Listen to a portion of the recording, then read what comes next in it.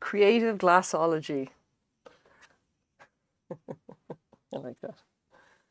I should put that on my business cards. That's a missed opportunity right there, I'll tell you what.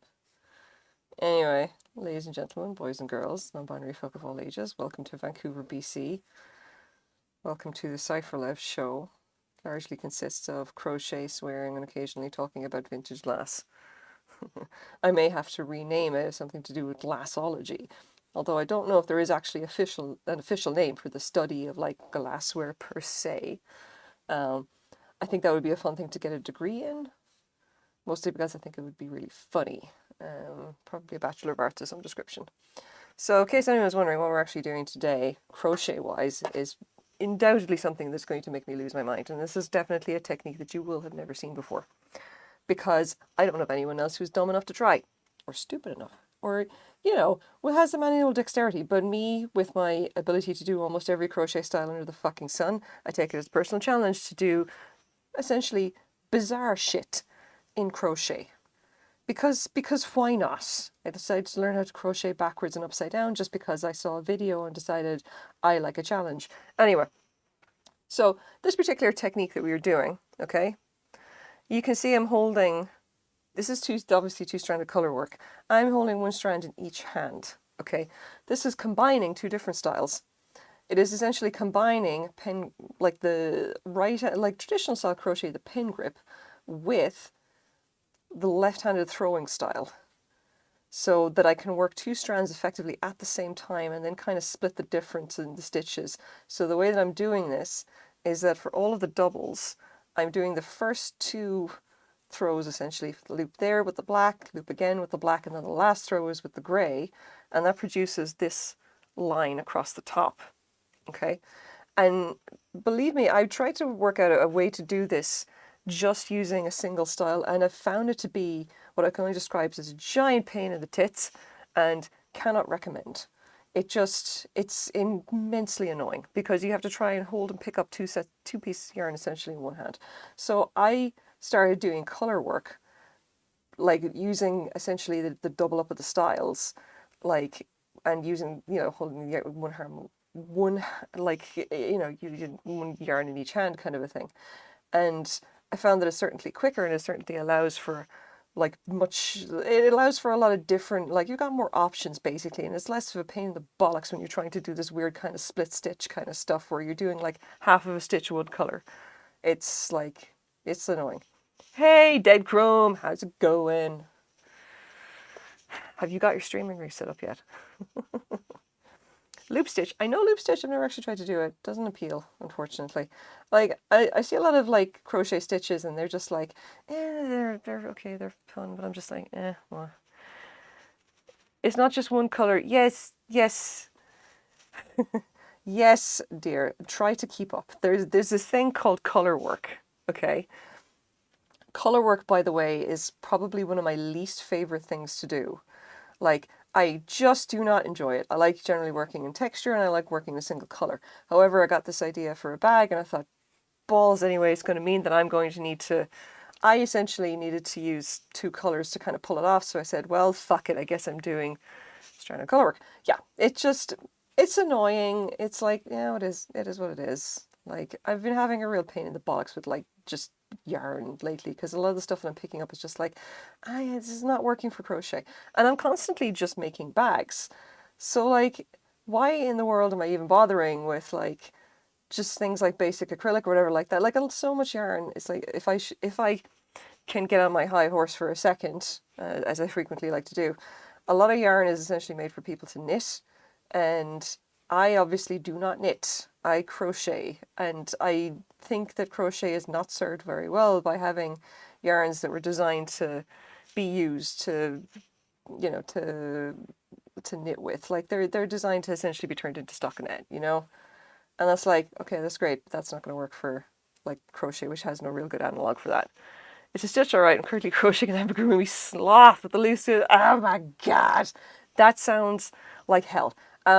Good luck with it though, and I'm sure it's going to be super cute. Like, amigurumi, I think are just Oh, that's one of I have a great respect for the people who have enough of the patience to do amigurumi.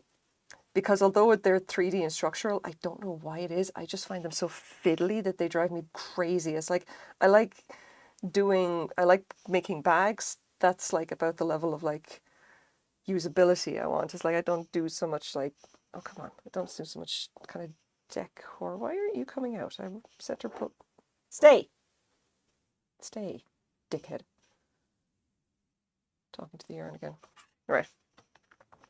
All you've left is 3 arms. Great, great. I hope you're enjoying the process. I know I definitely don't when it comes to amigurumi, but that's like a personal thing. You know, that is what it is.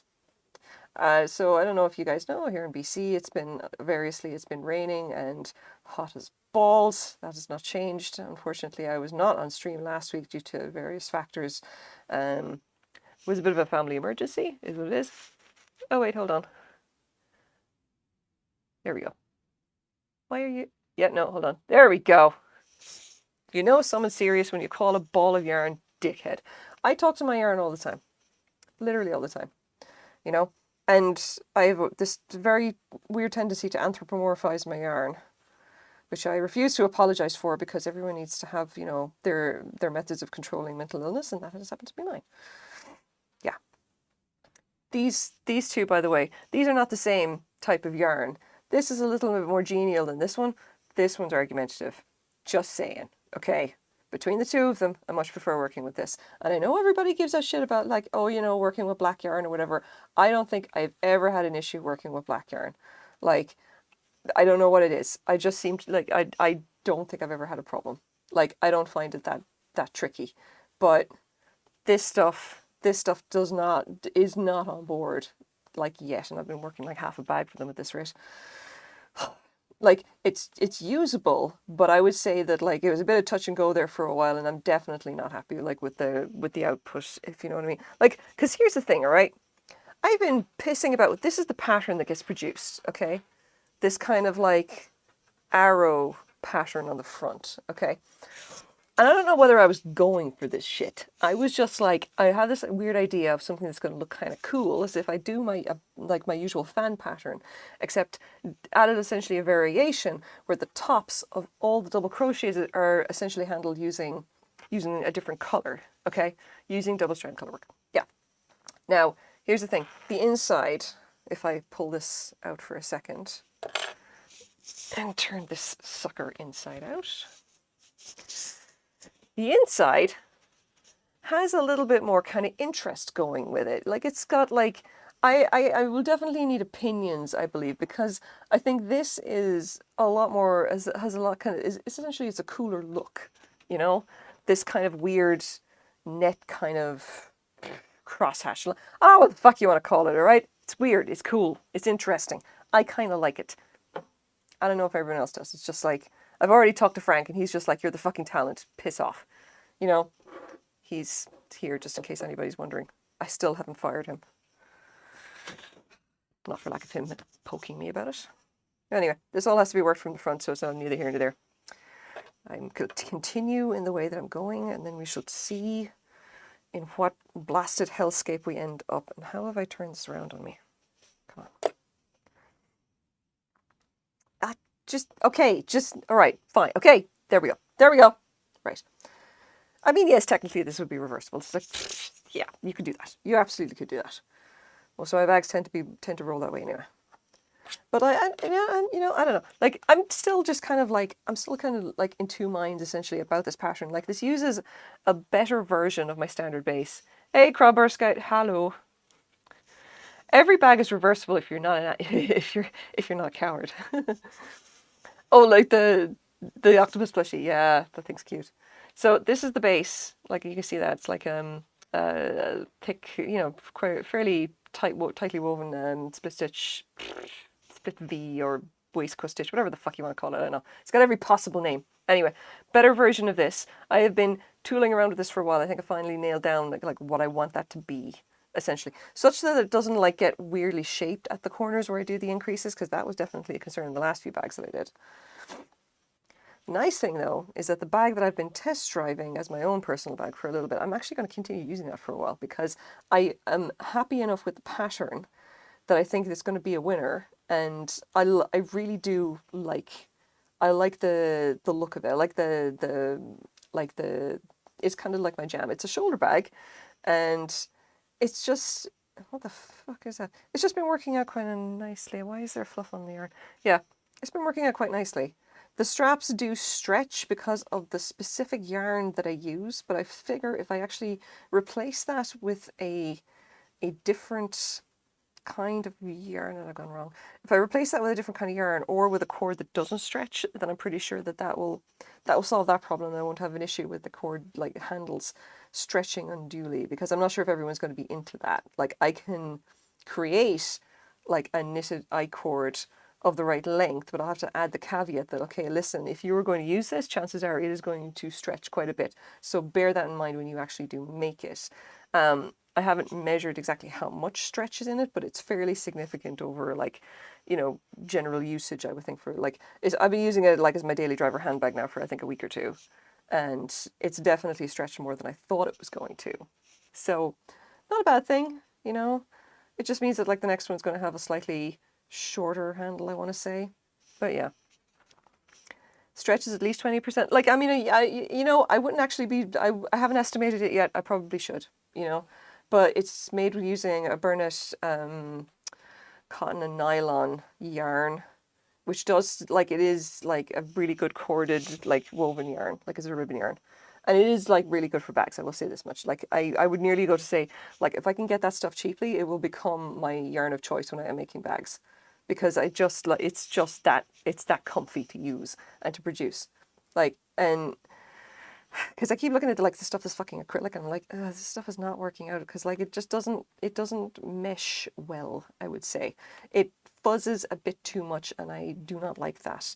And I like the strength of the nylon and the kind of finish of the cotton ribbon. I think that's a kind of like a nice kind of like comfy range, I think, that we're going to go for.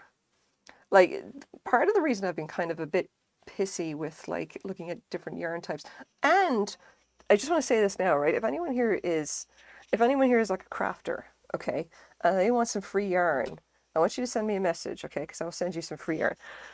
You okay? Oh yeah, we're having technical problems apparently. Are you? No? Okay. What? Oh, okay. Nice. Go on. Sorry. Kicking things now. No. Okay, so here's the thing, right? If you are a crafter and if you want some free yarn, I will send you some very nice free yarn, because as it happens, I have what I can only describe as a metric fuck ton of yarn, and I'm not using any of it because a massive amount of it is, I swear to God, it is just made. Yes, free yarn. Send me a message and I'll send you some free fucking yarn.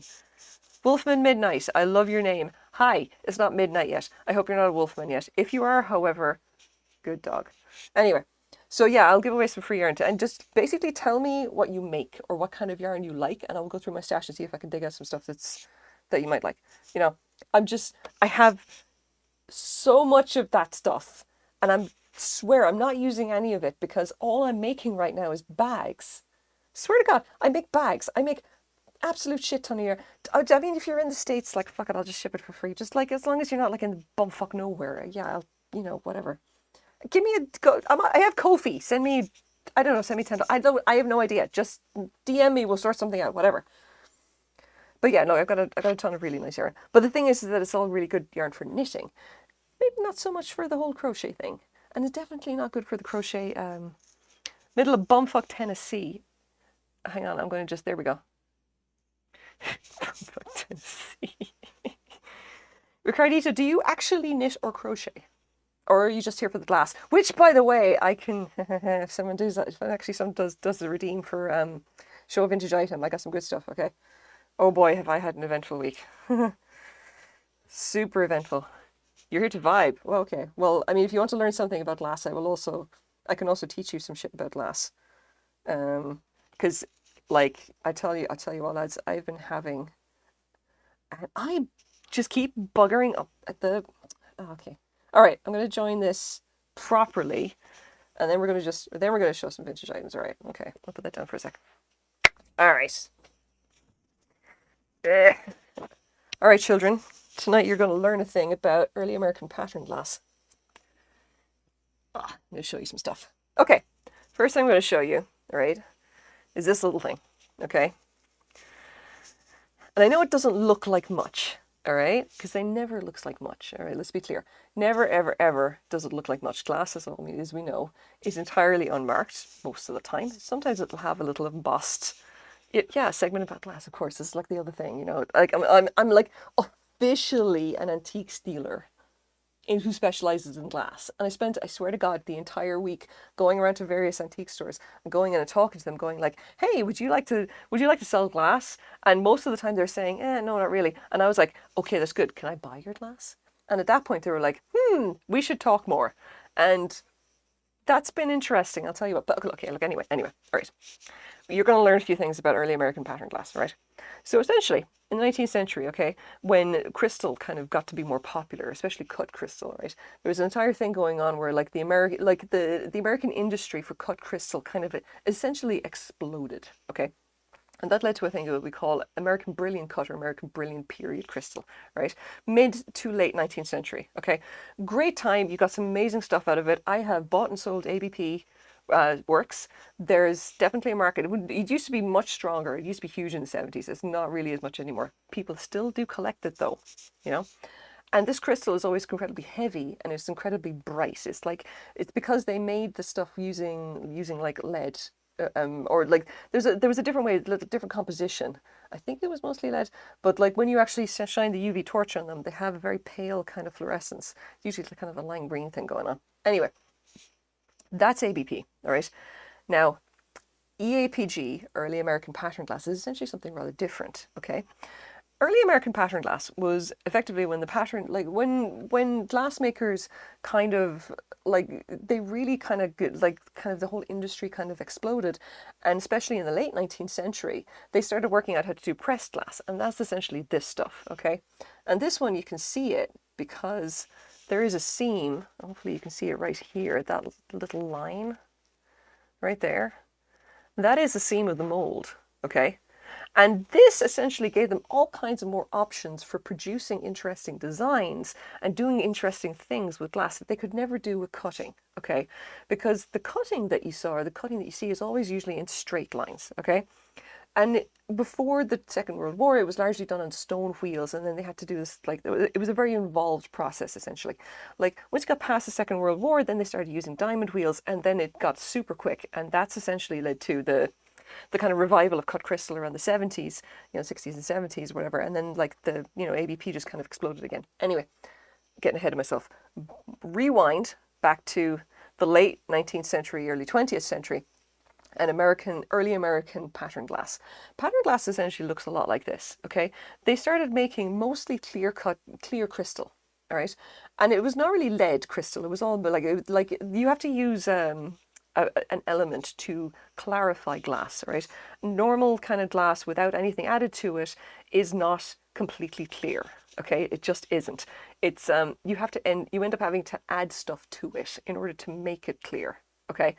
And when they were making EAPG, they started adding things like manganese to it. Now, these days, they don't do that. They add things like selenium. Okay, there's a whole bunch more of the chemistry that I have no clue about and I'm not hugely interested in because it's not hugely relevant to the actual, collecting kind of stuff. The most important thing, though, is that if you're looking at EAPG, by and large, it will fluoresce like a lime, like a stronger green color. It is not the neon green of uranium, because it just don't. And uranium glass, by and large, is actually green. It's not clear. Okay, like it'll be like green or yellow or sometimes very rarely blue, and it will always have it always has some kind of a tint with it. It doesn't have this just plain clear. Okay. So what have I got here? It's a green one, obviously. All right. Now, this is actually not EAPG. This is the pattern of EAPG, but this is a later reproduction. Okay. They didn't really do this kind of green. Well, I mean, they did do something of this kind of color or whatever like that, but not like this. The patterns don't make sense because we have two separate patterns here. Okay. There was definitely this type of cup, goblet, whatever you want to call it, that had this pattern. called the eye winker. It's a very famous pattern actually, and it was done by Northwood. And then you have this one here, which is called the slanted S. Okay, and that was actually done by another company. I don't think it was Northwood. I think it was what was it? Maybe Imperial off the top of my head, but I can't remember. Anyway, the important thing is that, like, although this might be made from the right kind of glass, even though I mean they maybe like some of them did kind of green like this, whatever. It's not because the patterns don't make sense. Okay, and I actually picked this up as a kind of for interest if nothing else, because I saw this, recognized that these were two well-known EAPG patterns, but I'd never seen them together before. And I got it just kind of on curiosity. I spent like $1 on it or something, and went into the Facebook groups and kind of referenced this, and they basically said, it's a fantasy item. It's like someone takes some popular EAPG patterns, shoves them together, makes a reproduction, and this is what you get, you know? I'm going to keep this for myself. All right? Now, let's sit that to one side, okay? Not early American pattern glass, but has some of the kind of patterns of EAPG, okay? Because a lot of them did this kind of like elaborate kind of swirl kind of stuff, all right? And they did like combinations of like the cut patterns and things like hob stars, if you've seen the big swirly kind of flaring kind of pinwheel looking things. Like they mimicked a lot of the cut patterns and then added extra elements and kind of made things more like different and interesting. There was a lot of kind of experimentation. They did a whole, like, it's a whole field of study, okay? Fascinating shit. I personally love the stuff, even if nobody else does. Nobody really collects it. It's not super popular. It sells for nothing. I don't fucking care. I love it. Anyway, that's that. And now you get to see this, all right? And what this is a real piece of EAPG in the eye winker pattern, okay? And you can see the differences or whatever, because if you compare the two, this is a very wide eye, whatever you want to call it, and this is a very small one, and it's kind of like a little bit similar between the little, whatever. It's not quite the same. So this is far more of a traditional EAPG thing, okay?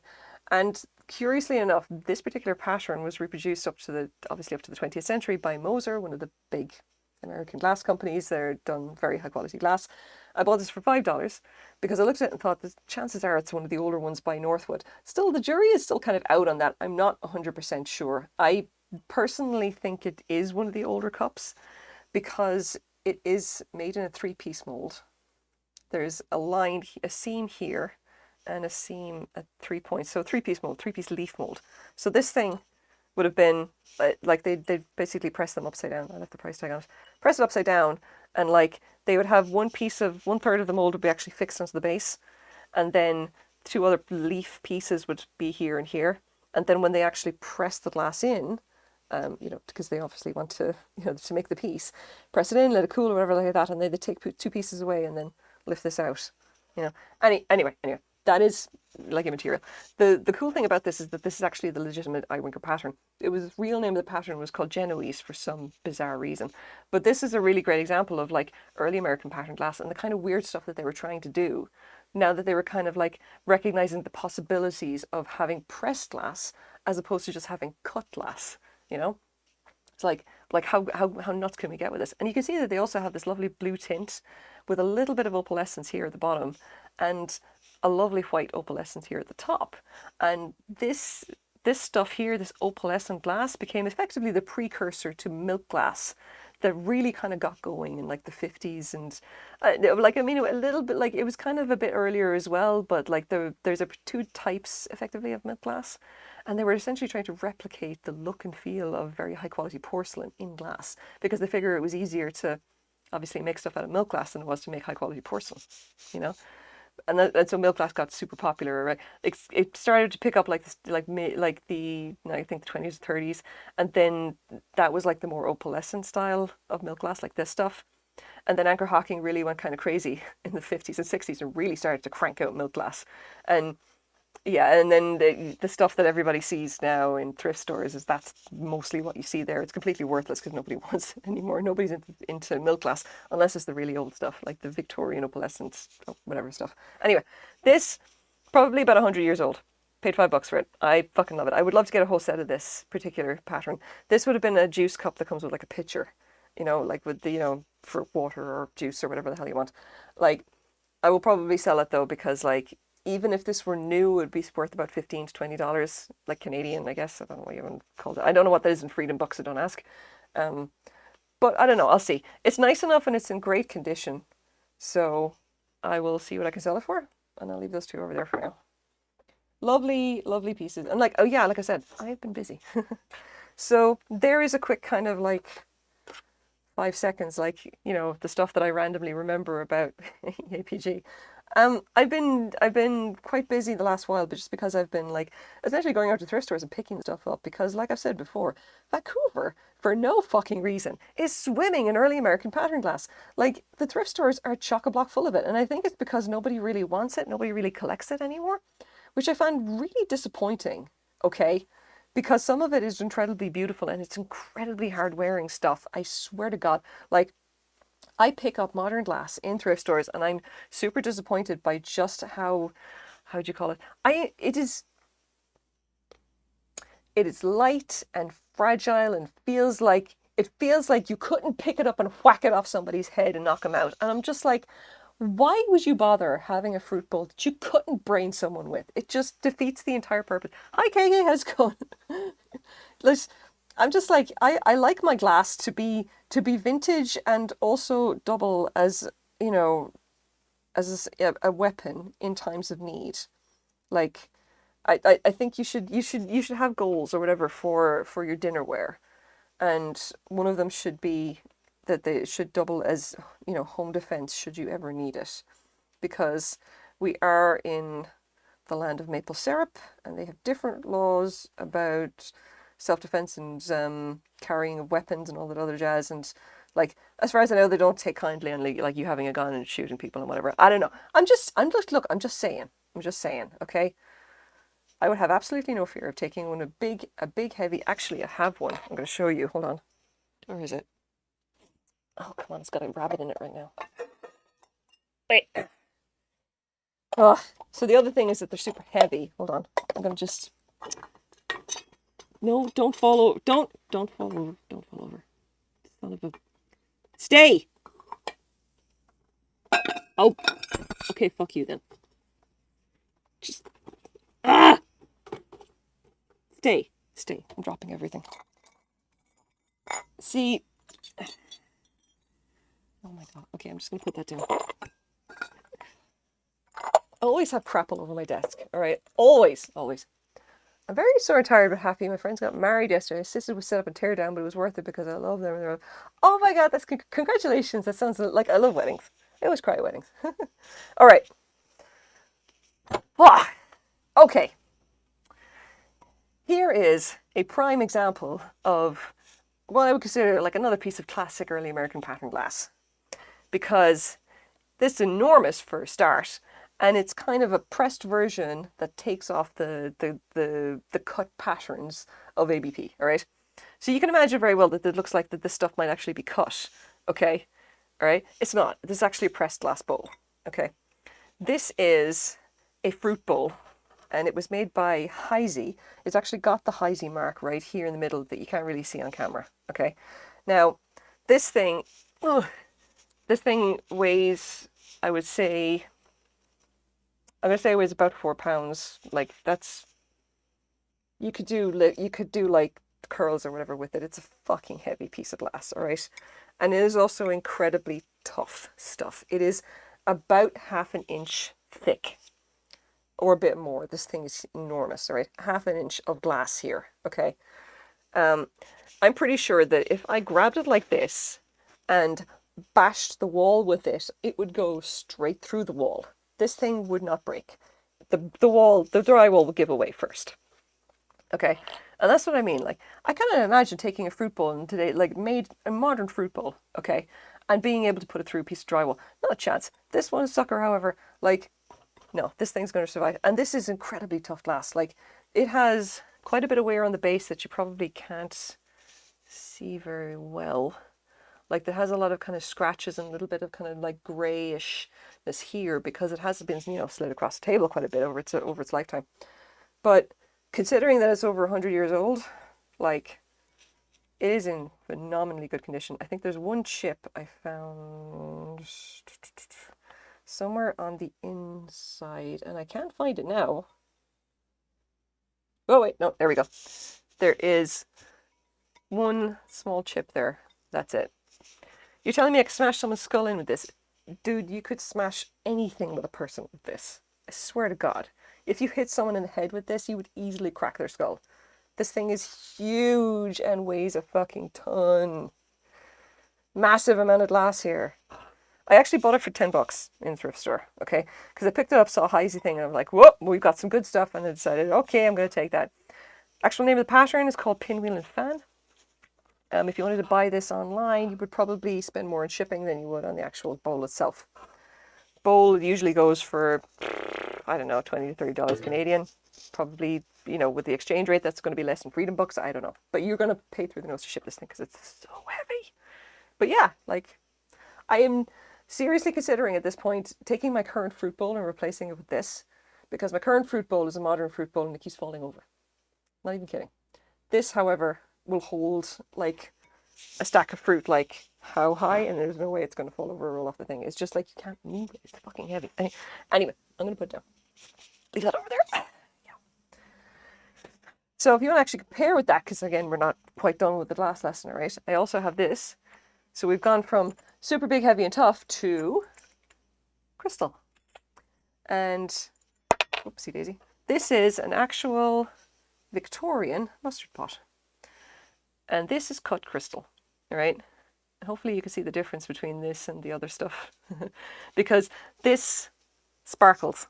And I know this sounds really kind of stupid, all right? But it honestly does, all right? The crystal itself does sparkle. The really old stuff as well, when they were making it with actual like flint glass, which is a particular type of glass. It's not the same as leaded glass.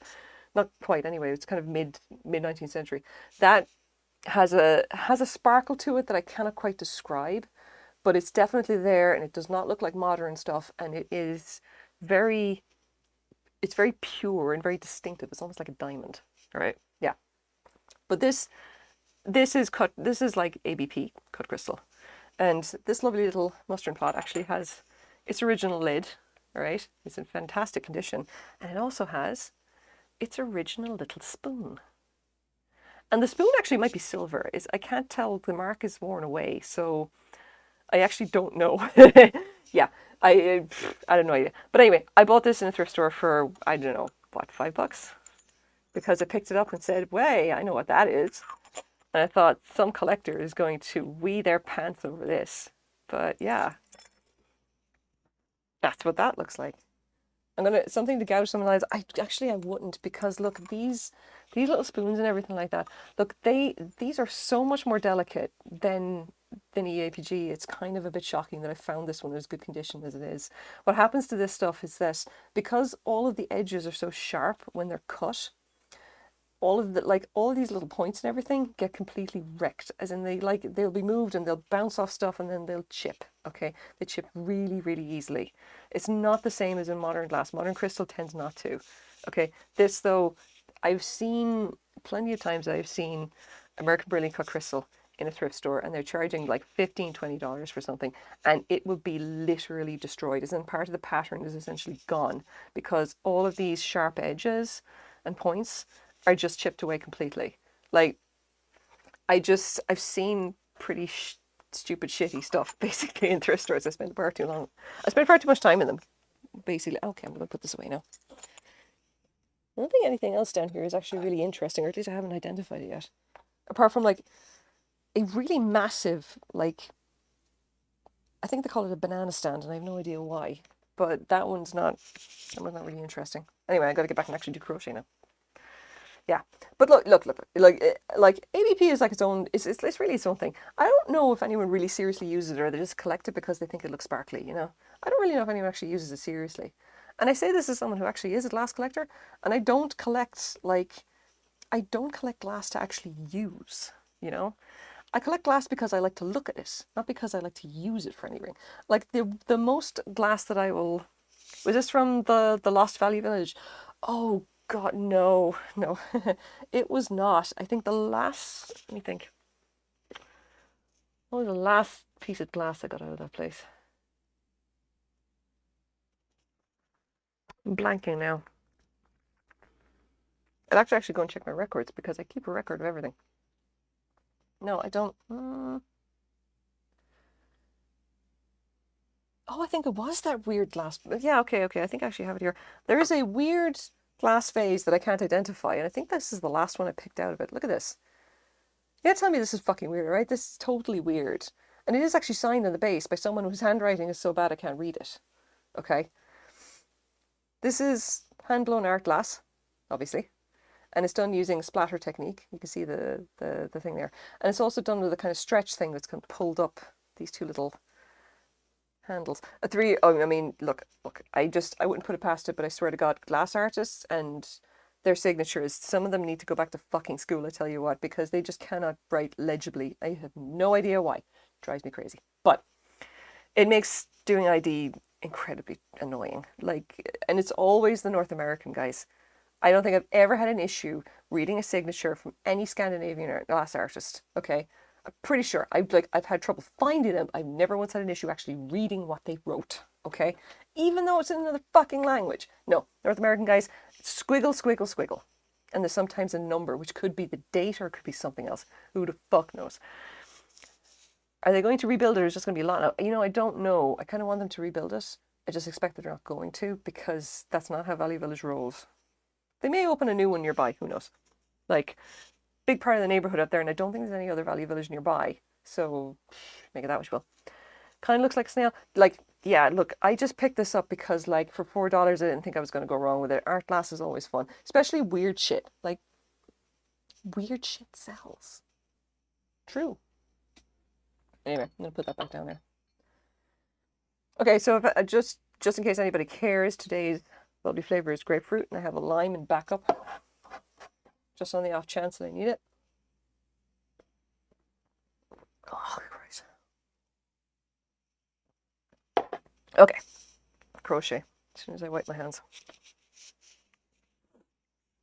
Oh, okay, we can do this. I'm American, have unreadable signature, agree. Yeah, tell me about it, I tell you what. Oh, come on, just do with the... I swear this pattern is going to break my heart. I may just work on another thing that I've got here instead, just because this is so fucking annoying. Like, the only other problem is that the other thing that I've got to work on is teeny, teeny, tiny. And I don't know if I want to, I don't know if I do that on like stream. I don't think anyone's going to be super interested in that. Where are we? Okay, here we go. Let's, yeah, join. And that is stupid, awkward join, and really should have been done with the other color. Make it at least somewhat consistent. Like, the interesting thing about this technique is that it does work, I think, quite well when you get it right, but the problem is that you have to constantly weave everything back and forth. Like, you have to be rather careful. Like if I'm going to be joining two colors here, okay? You're doing two color. No, I never do two color things. This is a new one. So we're like this, okay? And I need to make sure that this yarn is as close as possible to the active stitch of this yarn. They're essentially the same active stitch because all I'm doing is like transferring the active stitch over and back between the two yarns. Okay, so pull this here, wrap that back, lock it. So now we have, at the back of the active stitch, we have the two yarns coming out, okay? I'm trying very hard not to carry the thread behind here, okay? I don't want that to happen. I want to weave it in as much as possible, okay?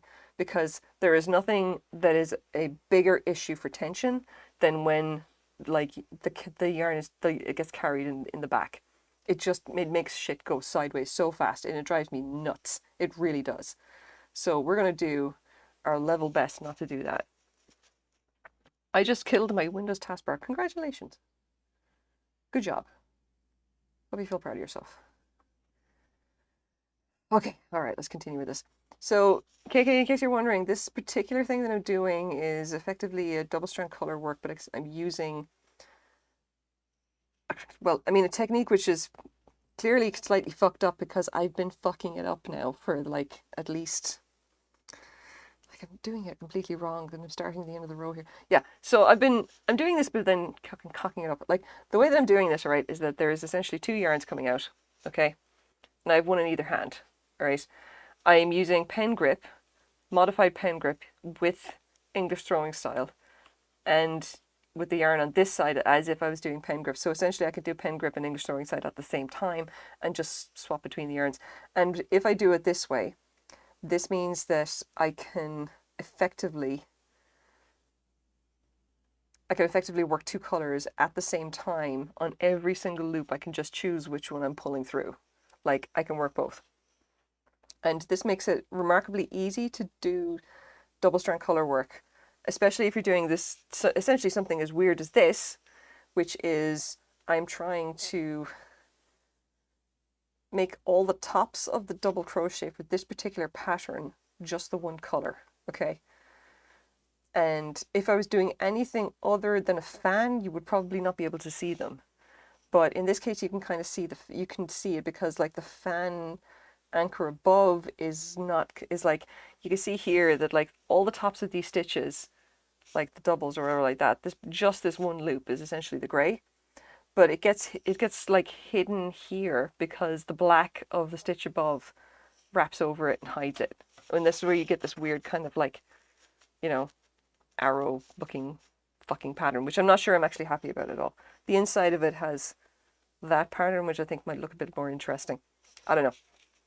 This is what we call a big ass fucking experiment, and we're just going to continue because I'm committed, and I generally do not double up on my projects. I work one thing at a time. I sometimes have experimental stuff, but I have one main project and nothing else. And I do not work on any other main projects until I am done with this one.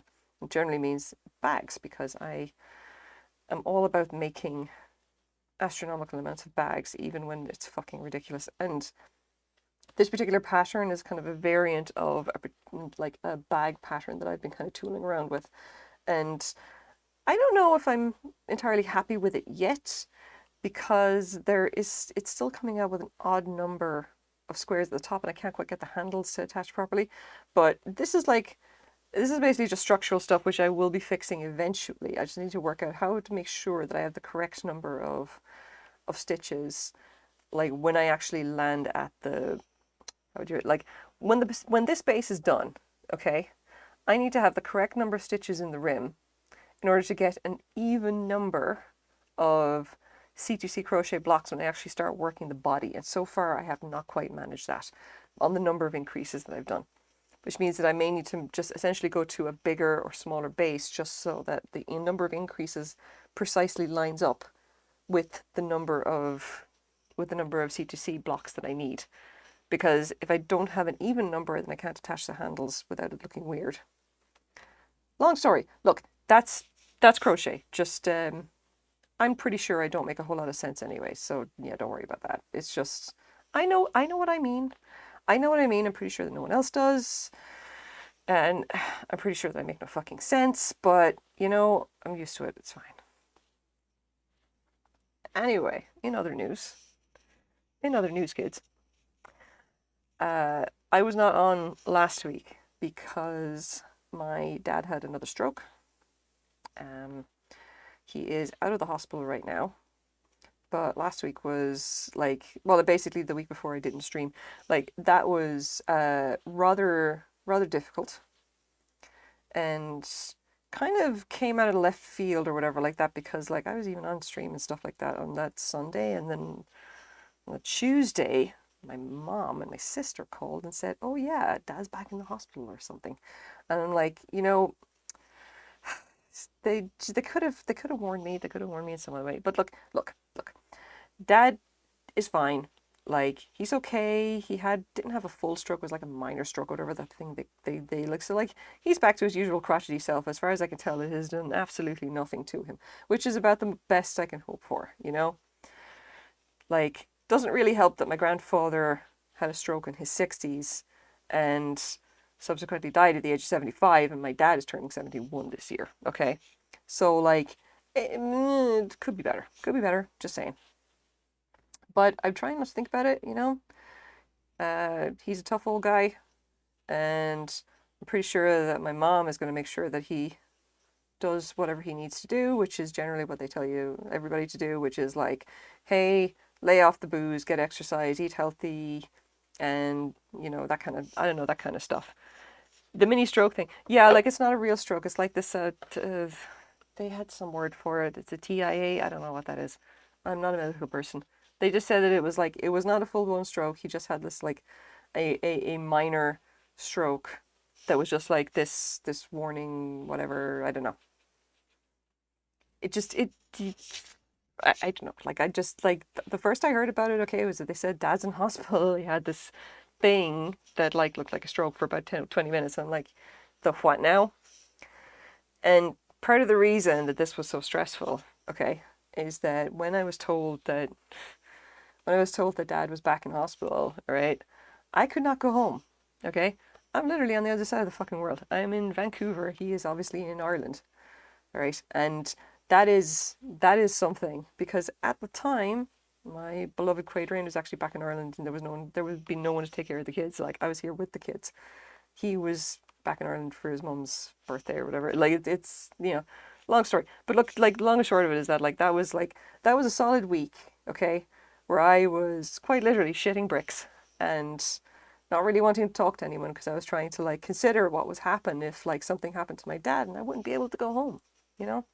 Wouldn't be able to go home and see him. And if anyone's been on the channel a while, you know that like that when my godmother died, that was essentially what happened because it was the middle of COVID. Now I couldn't go home to see her, you know, and that hit me pretty hard. And still not over it. Still not entirely over it. But look, it is what it is. My dad's okay, and I've kind of, just kind of dealing with that, and it's like it's not fun. Don't get me wrong, but like, better than it could be.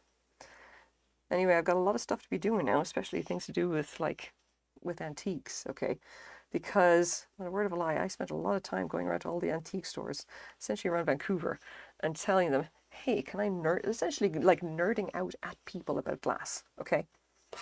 Oh, the hell of a thing.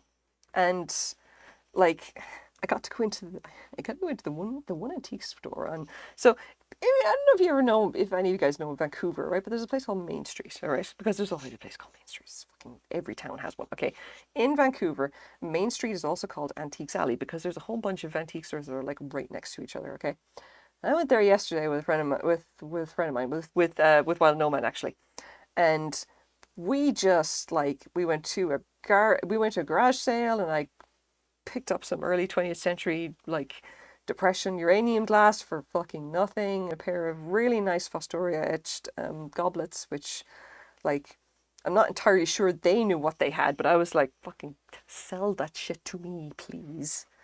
Anyway, got those, went to like one of the Salvation Armies, bought much more stuff. Like, generally had a very good day, and I talked to a lot of people about glass, even though I have to say, talking to people absolutely wears me out. I've kind of accepted that this is now part of the job, and you got to do it. You may not, you're gonna occasionally get overwhelmed and not want to do anything with people for a very long time. But look, you do what you can, okay? You do what you can. And, I always have my crochet with me at this point, and that definitely helps my whole mental state kind of thing. Anyway, spent a long time going around to all of these antique stores, okay? And just looking at a lot of the glass. And I actually, oh God, guys, I got to hold a real Gallet vase. Now, I don't know if any of you guys are into glass, especially old antique glass, okay? Or if you know who Gallet is. All right, I'm totally, if you don't know who he is, that's okay. Like, it's fine. But I saw these in the cabinet, all right? Well, the tall foreign guy, his older guy, must be European of some kind or whatever, was just like, I was just like pointing out stuff going, oh, that's cool, oh, that's cool, oh, that's cool. And then, he was like, oh, he's just like happy to show me stuff, all right? Because as far as he's concerned, like, oh yeah, just, you should invest in some of this, it's good. And I was like, oh man, A, I don't have the money, B, don't have the space. don't tempt me, okay? Seriously. But he was happy to show me the Gallet vase. And I was just like, oh God, oh God, oh God, do not let me drop this. Do not let me drop this. Do not let me drop this. How much is a Gallet worth? How much is a Gallet worth? Off the top of my head, several $1,000s. I better not drop this. And there was a pair of them, okay? And he handed me one of them. If I dropped one of them, the one that he had would go down in price because the two of them together are the ones that are actually worth the money. Okay, now the Gallet lamps are the beautiful Art Nouveau like acid etched lamps. Okay, those are the stuff of fucking legend. There's $30,000 in just one of those lamps. All right, God help me if I ever actually come across a real one, I may die. I'm just saying, but like the money in this case would have been the two together. And I was guessing, just because I don't do a whole lot of very expensive early 20th century glass, I just generally never see it, but I know something about how much it's worth. And I was thinking 10 grand, 15 grand easily for this pair. And God help me if I drop this, because I do not have that kind of money. I absolutely don't. However, I got to hold it. And if you're a glass nerd, then that's really good. It's just holding something that you've never seen before, holding something really that is a very special thing. And if you've seen like knockoffs of the good stuff, it is very much night and day if you actually get something that's real in your hands. It's a great feeling to actually see it. Like I have never actually seen like knockoff Loett's or Tiffany Fabril or anything like that. I don't know if I'd recognize it if I saw it. All right, I've seen knockups of other stuff, and I think that the difference is fairly stark. Like I've seen people doing knockoffs of Robert Held's work, but I have actual real work by Robert Held. I know the difference quite well. But like, if I don't know what would I do if I came up with something that essentially purports to be Loett's or Tiffany, but it is really important anyway for me to just like to go to an antique store and talk to other antique dealers and then have a chance to actually handle the real thing. 15 grand for a single pair of glasses. So the fine art market ain't the only place, okay, where the prices get really fucking stupid. I'll tell you what. Did you guys hear about the auction for the Pyrex bowl? Oh man. The Pyrex bowl. Oh boy. So, okay, so here's some trivia for you, okay? Pyrex collectors, all right, are serious fucking business, and they have been serious business for years. I know, just great way to launder money. Oh, like you would not believe. Like if I ever actually get into that, by the way, first of all, I'm not telling you guys, but I will definitely become a millionaire. I'm just saying. I'm not above supervillainy. But anyway, okay, yeah. The Pyrex bowl. Okay. Now, there are, as far as I know, several private groups on Facebook that deal solely with what are called the very serious collectors of Pyrex. If you have like, say, for example, an entire set of pink Amish butter print, right? If you've spent like several $100s just collecting just that, up to $1,000 doing that, right? You were not serious enough. You were not anywhere near serious enough. Okay. You would have to be going for the absolute rarest of the rare. Okay. And one of those, like the rarest Pyrex bowl that that has ever been made, is called Lucky in Love. And is literally, I swear to God, it was a promo item of some fucking kind. And it is a white borosilicate, casserole dish with a particular pattern of fucking hearts on it. Okay, I'm not bullshitting you. That is the rarest of the rare, the cream of the crop. If you have one of these, all right, you have. Yeah, no, seriously, Pyrex also did or back in the day, they also did collectible, like casserole dishes with patterns and shit on them. And they were doing them from about the 40s up to maybe about the 80s, all right? And they're super fucking collectible now. Oh, hey, I've got a Joe0412. Thank you very much for... Yes, the measuring cups. Oh my God. Google Pyrex dishes. You'll see the patterns. Just look at Pyrex patterns. You'll see a list of them, okay? Look. Just thank you for following. We're having a whole moment here because Ricardito needs to understand about the vintage glass market. Okay, yeah. So Pyrex did all of these kind of really neat kind of like mid-century like patterns essentially on casserole dishes and shit. And they did all these big patterns, you know, things like cups and dishes and mostly bakeware and a bunch more stuff. No, seriously, man. Anyway, Lucky in Love is the rarest that they ever did. And there, if you have a Lucky in Love casserole dish, right, you have instant admission to any of the most private groups, all right? Because you have now proved yourself. You were now a serious collector. There's no other way of getting into these. Anyway, recently on eBay, a Lucky in Love casserole dish went up on auction, and the winning bid was $22,000. In case you think that Pyrex collectors are, you know, anyway reserved in how much money they'll throw at their old dishes, there you go. Winning bid, $22,000. I'm knitting since 6 years old and I'm 24 now. I think my nana have some of these. Oh, they actually do. Just check. Okay, some of the rare patterns are worth serious paper. I'm telling you, right. And I'm French living in South Korea. Ah, bienvenue. That's about it. I know some French. Some. So. I do know how to knit. We are crocheting here, even though we're crocheting weird. But I also talk a lot about glass because I am an antiques dealer who specializes in glass. And we sometimes get into discussions about Pyrex. Anyway, Ricardito, go look at the Pyrex and look at the Lucky in Love like auction, okay? And when you can scrape your floor, your jaw up off the floor, right, come back. And I thought I was spending $100 on a Pokemon card. The Pokemon collection thing is like small fry. Some of the, yeah, no, seriously. Some of the really rare Pyrex can go for fucking insane money. Not even kidding, man.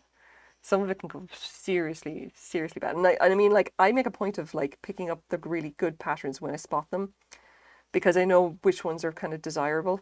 And like I spent what, $30 I think on a couple of bowls, and I think I made something like $200 off that just because the patterns were rare, you know. Just saying, like Pyrex is like is big money if you can get the right stuff. I helped my friend last week in the container that had some of her Pyrex pans slipped. Oh, that feels so bad. Oh no. I learned crochet just a bit since only a few months ago. Oh yeah, well look, crochet is a good thing to learn. It's very forgiving, it's very flexible. It is definitely a sister craft to knitting. Knitting, I believe, is better for doing garments. Like if you want something with a lot of drape in it, then knitting is the way to go. Do not bother with crochet for that kind of stuff. Crochet is very good for things like structural work or very delicate or very complex lace patterns. Knitting is good at lace. It will never be able to match what crochet can do. Like crochet lace is on another level. Crochet, because it also is like the tying of knots and everything like that, it has the advantage in actually producing kind of structural stuff. You can crochet a much stiffer and more kind of structure friendly like fabric using crochet than you can with knitting. So there's something to consider. Just my random opinion, because I do know how to knit and crochet. I mostly crochet though. I probably wouldn't sell them to any memories, but if I did sell them first, yes, please do. $4,000 for a measuring cup. Yep, sounds about right. Like if someone says, "Oh yeah, it's $4,000 for this particular like a pink Amish broader print with the woman on the left," and I was just like, "Damn, that's probably, yeah, that's about right." Yeah, like I had a teal Amish butter print bowl that I bought for 12, and that sold for $120, just because it was one of the good ones and it was rare, you know. And so like and it's not even just Pyrex, right? Pyrex is one of the like just, there's more than just Pyrex. Mid-century dishes, especially like of a certain style, tend to be very, very popular. It's 2,000 for a fucking pencil. No, just look, dude. They're the people collect what they like. You know, people think that I'm fucking nuts for spending the amount of money that I do on art glass, but like I like Robert Held stuff. I buy it when I see it. You know, I have a $200 Robert Held vase sitting over there in the corner, which I'm probably never going to get rid of because I love it to bits, and then some of it makes me so happy. But like, I also when I was in an antique store, okay, I also saw a pair of Archimede Seguso hand-blown camels. Seriously, a pair of glass camels. all right, in this kind of, I want to call like yellow-green kind of satin glass, okay? Fucking camels, they look like cartoon characters. Price for the two of these, if you wanted to buy them, $1,800, okay? And that was probably, I was probably a really good bargain considering it was by Seguso himself, all right? Archimedes Seguso or whatever is one of the, like, the Murano glass masters of the early 20th century. Like, I don't know if I would be able to sell a piece by him if I did acquire one. I think I would probably cry if I had to sell it because, like, obviously he's dead now and his work is incredibly rare and desirable because it was all individually hand blown or whatever like that. And so if you get something that's signed by him, that's a whole other thing. But that's like art, you know. People just they like their art, but people like to collect. You know, this is just the whole thing. People love to collect. And I know a lot of people who actually use their old Pyrex. Like they will use it for its intended purpose. They'll use it for surveying. They don't even put like some people make displays out of it, but a lot of people like take their old Pyrex and use it for its intended purpose. You know, they use it for dinnerware or whatever. And they just enjoy the fact that they have like vintage dishes that, you know, have lasted a very, very long time. They're very high quality, you know. And you know, it's this part of it is the flex, you know. You get an amazing casserole dish and then serve, you know, some kind of lasagna in it to all your bougie hipster friends or something. I don't know. I'm just like, all my own glassware that I actually use on a regular basis is from IKEA. I'm just saying. I don't do like servingware for myself. That would be insane. I have children and a dishwasher. Just oh yeah. This is also now a PSA, by the way. Do not ever put vintage Pyrex into a dishwasher. If you put vintage Pyrex into a dishwasher, I will personally come to your house and slap the shit out of you. There is nothing worse, okay, than walking into a thrift store and seeing a really nice Pyrex bowl which has been completely fucking destroyed by dishwasher damage to the point where it is now worthless, okay? They're not making that shit anymore. And it makes me fucking cry every time I see it. And I have seen... Oh yeah, okay, well, look, let's stretch and I'll continue ranting. Oh, yeah. Oh, those are my shoulders. I still get that crunch because my left is still completely buggered up for what it's worth. Anyway, so vintage Pyrex, all right. I've been at least 3 or 4 times. I've walked into a thrift store and seen a bowl that would be worth up to like $50 sitting there on the shelf for $2 and it will not even sell for that because it's been so badly damaged. Okay, vintage Pyrex is worth money, and I swear to God, if for no other reason, please do not put it in the dishwasher because every time it goes through a dishwasher and takes a little bit more damage, it loses a little bit more of its value. Just please, please, please, please, please don't put it in the dishwasher. Wash it by hand. Oh. And I actually say this as someone who has a set of Cinderella bowls, okay? It's the forest mushroom pattern or whatever. I got them a while ago. Beautiful baking bowls, right? That sit in my bottom drawer and I never use them because the bowls that I actually use for baking are shitty stainless steel ones that I got, I don't know, in Canadian Tire at some point. And I use them because I like to shove them in the dishwasher and I don't care if they get completely fucked. I'm just like, I don't, just let them die. I don't care. They're just metal. I'll take them to recycling if that becomes an issue. Ugh. Anyway, for the love of God, stop destroying your vintage Pyrex. It's like, it's actually getting depressing at this point. I can't take it anymore. Come on, like. Oh, and I need to weave that one in. Just work with me. Okay. Redo. All right, we're going to slip stitch join, wrap that there, pull it through, start going up. Now we're good. Right. Okay. Because I have to think through an entire series of actions. And it doesn't help that the room is kind of hot and sweaty because we had to close the window this morning because the asshole crows were being loud and obnoxious at like fucking 6 a.m. And you want to know how angry I was about that? The answer is very. Yeah. Actually, oh fuck this, I'm just gonna open the window. Hold on. Hold on. Hold on. Let's do the thing. Come on, open the window.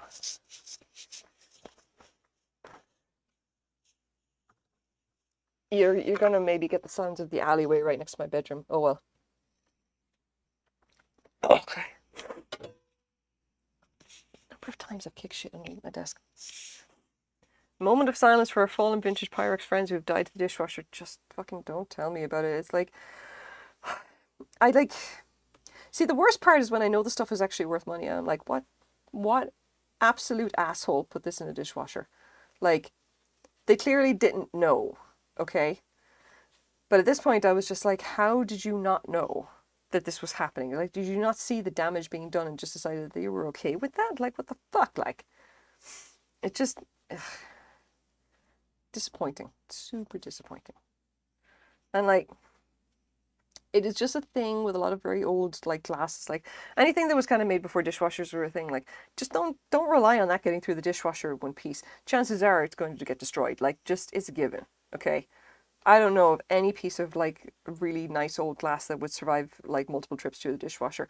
Like, you will even notice, all right, and I definitely do, dishwasher damaged crystal is is really heartbreaking. Like, I've come across some stuff that's been very badly dishwasher damaged, and like the crystal goes all cloudy, but it's not even just that. The texture gets destroyed. Okay, and it's like, how do you describe it? It gets kind of clammy, I guess. And it's almost like sick glass. It's like the surface of the glass just starts to break down. It is truly upsetting, especially when you know what it's supposed to look like. And it could literally just like, you could just have washed it with basic dish soap. You would have gotten all the dirt off anyway. You don't need to put that shit in the dishwasher. There is nothing that will stick to vintage glass you'd need to put it in a dishwasher to try and get it off. Dishwasher is not for that. Like, modern glass, to be honest, I have a few pieces that I'll just chuck in there and I don't care. I think I have one or two coffee cups that might be Anchor Hocking and from the 80s, but I can safely say that I give absolutely zero fucks about whether or not that gets destroyed by the dishwasher, because they're literally just like, it's a glass coffee cup. It's like, when that finally gives up the ghost or I break it or something like that, I will walk into a thrift store, pay $1 and get a new one. New, question mark, new to me, not new to everybody else. Obviously, it's secondhand, But like, yeah, it's like I don't buy nice glass for my own use. I buy it for me to look at, and occasionally because like I find it weird or interesting, like the APG cups.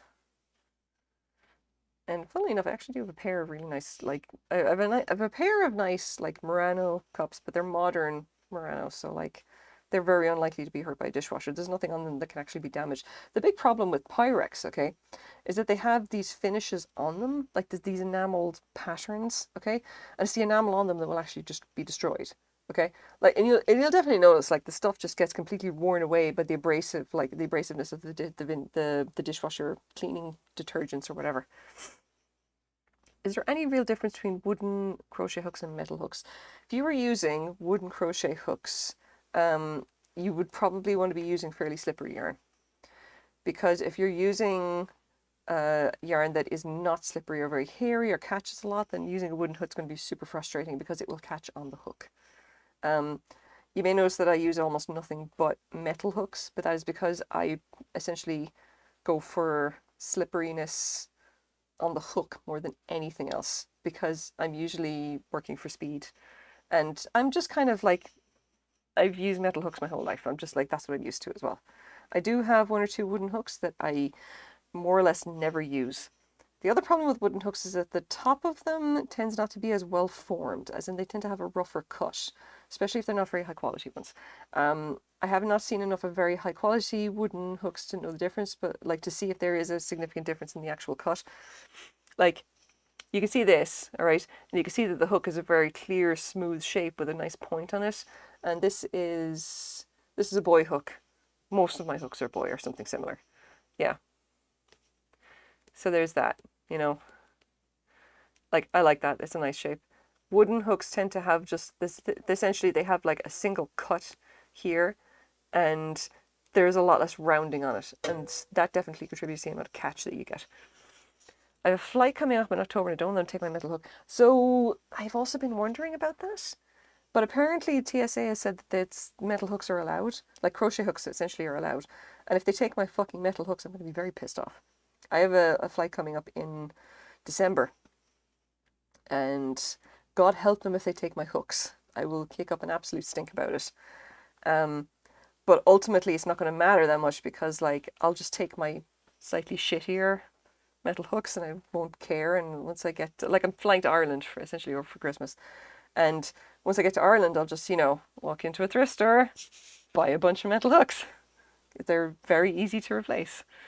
Yeah, I would say like if you're worried about that, like just go with what you're most comfortable with and just be make sure that they're disposable, I guess. I wouldn't bother getting a hook specifically for that. Like I've got like 60 or 70 hooks that I just like have them. I buy them by the handful whenever I see them in thrift stores, I don't worry too much about like not having hooks. It depends on who you get. Yeah, that's true. But like, yeah, just you gotta kind of roll with it, Just like, what do they say? Hope for the best, plan for the worst. Plan assuming that they will actually take your hooks, but if they do, just have a plan to get some more once you land. And then just like when you're leaving or returning or whatever, just I guess same thing. And oh yeah, and have something else that you can actually do on the flight, like other than crochet. Like, yeah. Oh, KK, while I think about it, I have an absolute ton of yarn, okay? And a lot of it I'm not using because I'm making a ton of bags and I'm not using the yarn that I've got for, like, none of the yarn that I've got is good for, like, knitting, and it's good for, like, doing garment stuff, I guess, with crochet, but I don't really do that. I make bags. I almost exclusively make bags at this rate. Like, I love my bags more than anything else. So I am effectively giving away a whole bunch of yarn. I'll sort something out with shipping. I don't know how it's going to, like, I got to know where people are and I'll see how much it's going to cost to actually ship it. But if you want some free yarn, send me a DM. Just saying. Send me a DM and tell me what kind of yarn you kind of like, okay? And I'll look through the stash here, which is astronomical, and I'll send a bunch out to people, I guess. I don't want it. Like, I'm just going to, like, get it into the hands of people who will make things with it, Spread the love, as it were. I'm gonna make it available to, like, just people locally here as well. I can give a whole bunch, and like there's always people looking for yarn, always. But you gotta support your people. Make sure that everybody's got enough yarn and tools to do the things. Obviously. I'm going to Austin, so I'm sure they'll have places for me to shop. Yeah, I mean, definitely. You should just like go to the thrift store. Tell me if you see any nice lass there or something. I've always wondered, like, because I see videos of, like, people going to, like, the Goodwills and shit in the United States, which, by the way, I've never been to a Goodwill. Salvation Army, yes. Valley Village, yes. I've gone to a bunch of them. But I'm still a filthy immigrant here, and getting the visa shit sorted out so that I can actually go to the States is what I can only describe as a pain in the bollocks, and I hate doing it, and I hate going through Border Patrol. I fucking hate it. I'm still waiting for my citizenship stuff for Canada to be processed, and I'm like, there is no goddamn way that I'm going to the States until that shit's sorted. But as soon as it is, you can bet your buns that I'm going to be hopping in my car and driving that to Bellingham to the nearest Goodwill because I want to see what that shit's like. Just saying.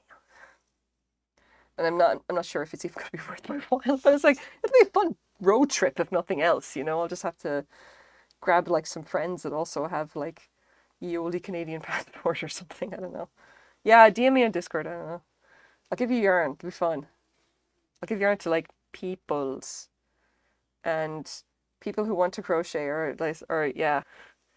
Canada. Yes, I am in Canada. I am in the land of maple syrup and poutine. I am in Vancouver, BC. I am a short hop, skip, and a jump from the border. From the land of too many guns and weird freedom units. Freedom units and freedom bucks. I keep holding that. Sorry. I just was like, what do I think of when I think of the United States? Guns and the fact that they use Fahrenheit. That's really it. I bet you disabled gentleman from the community centre could use some yarn. Oh yeah, definitely. Like, I'm going to, that's actually something. He's already been to Michael's and bought a bunch. because I gave him some recommendations. I don't know that I actually have anything that he would use, because he really needs kind of chunky ribbon yarn, and all the ribbon yarn that I've got I'm currently using to make bags. Like everything else that I have would be stuff that he probably would be either too fine, it's too fine, or it's too loosely applied for him. Stuff that would be good for garments. He's not making garments, he's making bags as well. Yeah.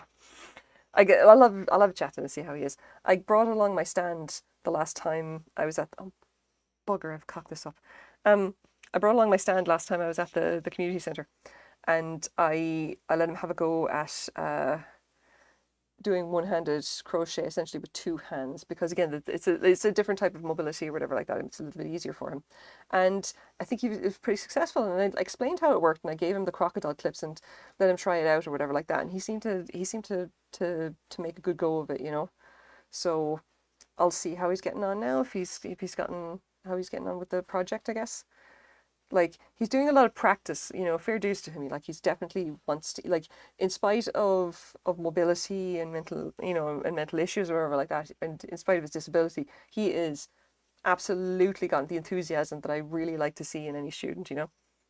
It's really nice to see that, and like any support that I can give him will be good. If you're ever visiting to Disneyland, we should totally go for a coffee or something. I mean, where's Disneyland? I don't know where stuff is. I have the vaguest idea where individual states are. I know Texas is south and somewhere in the middle. That's kind of it. And I don't know where Tennessee is. Sorry. My knowledge of American geography is fucking abysmal. Yeah. I know where Seattle is. It's like south of here. And I'm really sorry to say this, but like, all Americans, Canadians sound basically the same to me. I can't tell your accent apart. Like, unless it's super fucking strong. Like, I can kind of make out that a New York accent sounds different. Like like New York doesn't sound the same as like if someone with an accent from Vancouver. But could I just tell what a New York accent is off the top of my head? Nope. Yeah, and if I'm in Seattle, like, sorry guys, all you motherfuckers sound the exact same to me. Like, I have no idea. It's really funny. As someone, like, I think the Canadians always find it really kind of funny that I cannot tell the difference between them. Like, I really cannot tell the difference between American and Canadian accents. And like, they once tried me on different Canadian accents, and then they made me listen to what Newfie sound like. And it was the most jarring experience ever, because it sounded like someone from Dublin trying to do a Texas accent.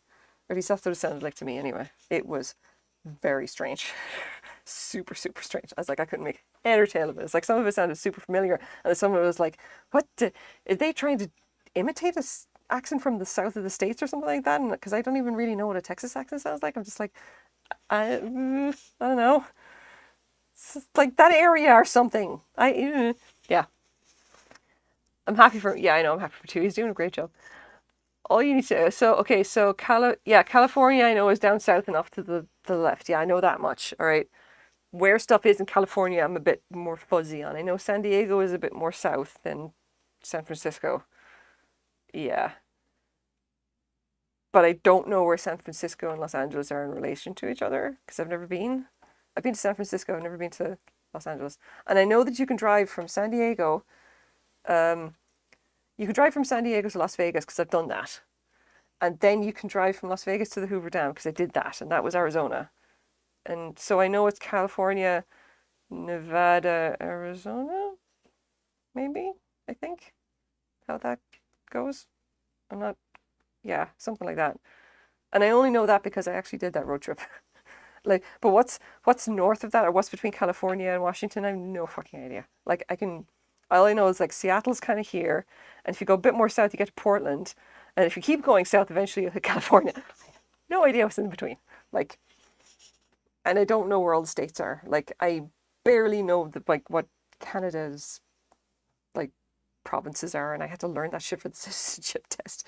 I learned it and then immediately forgot it as soon as I did the thing. I'm like, yeah, sorry.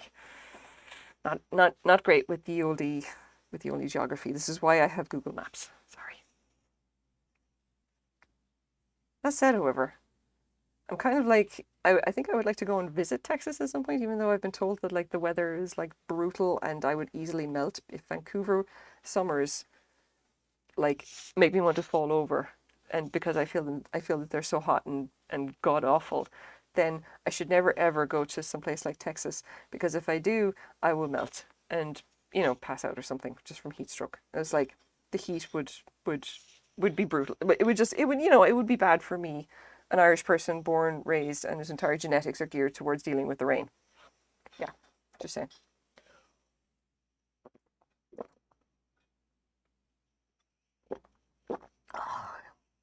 Oh yeah, there we go. Oh, excuse me. Don't ever go to Arizona.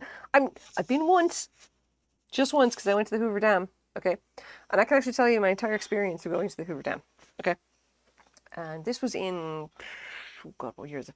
This was in this was in 2008. Okay, and in 2008, myself and ye husband decided to basically elope. And in order to elope, we spent quite a big sum of money, and we took a 6-week holiday in the States. And during our time there, we drove to Las Vegas and got married. And bear in mind that in Ireland, this is really not the done thing. Okay, we were expected to have this enormous wedding with all of our family and blah blah blah, and we quickly got to the realization that if we were expected to pay for said wedding, it would never happen because we were both poor. So we decided that rather than have a giant wedding, we were going to go to the States and bum around the place for 6 weeks. Anyway, long story short, drove from San Diego to Las Vegas, got married in Las Vegas, and while we were there, driving the rental car, which by the way was a Chevy Corvette ZHZ in bright canary yellow with a black racing stripe around the middle that I still dream of to this day, we decided that a nice day trip would be to drive from Las Vegas out to the Hoover Dam, because I was told, the Hoover Dam is this big, it's this amazing like spot, like this big scenic kind of like whatever, and this amazing feat of engineering done by the United States or whatever in like the early 20th century or whatever. And I was just like, okay, let's do the tourist thing. Why the fuck not? Anyway, so we got on the highway and we started driving out to the Hoover Dam. Okay. Hoover Dam is Nevada. Okay, in that case, I've never been to Arizona. I'm just being ridiculous. I thought it was in Arizona because that was in that direction. Just look, just let's. Here's the story, okay? So we went out. We got on the highway. We went to the Hoover Dam. All right, and we were driving across the dam, and it was fucking chock-a-block. There was a traffic jam, okay, because obviously there were fucking tourists everywhere. And we got to the other side of the dam and I thought, well, okay, let's, this is kind of okay. Let's just get out and walk around and kind of like, take some photos and everything like that, because it does look kind of scenic, sunny and everything like that, And I opened the door of the car and felt like I had been hit in the face with an oven door because the heat was oppressive. And I stepped out of the air-conditioned car into the heat of the desert and felt like I was going to immediately throw up everything I'd ever eaten because it was so fucking brutally hot. We managed to stay outside the car for about 10 minutes before both of us said, fuck everything about this, we're leaving. And we got back in the car and we sat in the car and blasted the air conditioning until we recovered enough to actually drive. And to this day, my entire memory of the Hoover Dam consists of just that one moment of me getting out of the car and feeling the heat just jumping down my throat. And I was like, I'm never fucking doing that again. I have no memory of what the actual dam looks like. Just that one moment I got out and it just like, oh my God, it was like setting foot in a furnace. I was like, I had no idea how people exist in this heat. Nope. All of my nopes. Every fucking nope.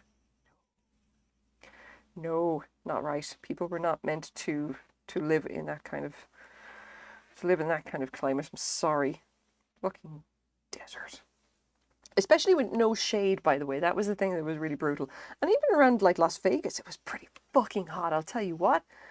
But I mean, at least they had air conditioning almost everywhere, Oh, no.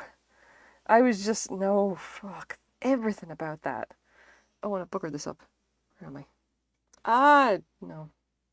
That's not where that is. Fix. Back up. try this again. Because that's there.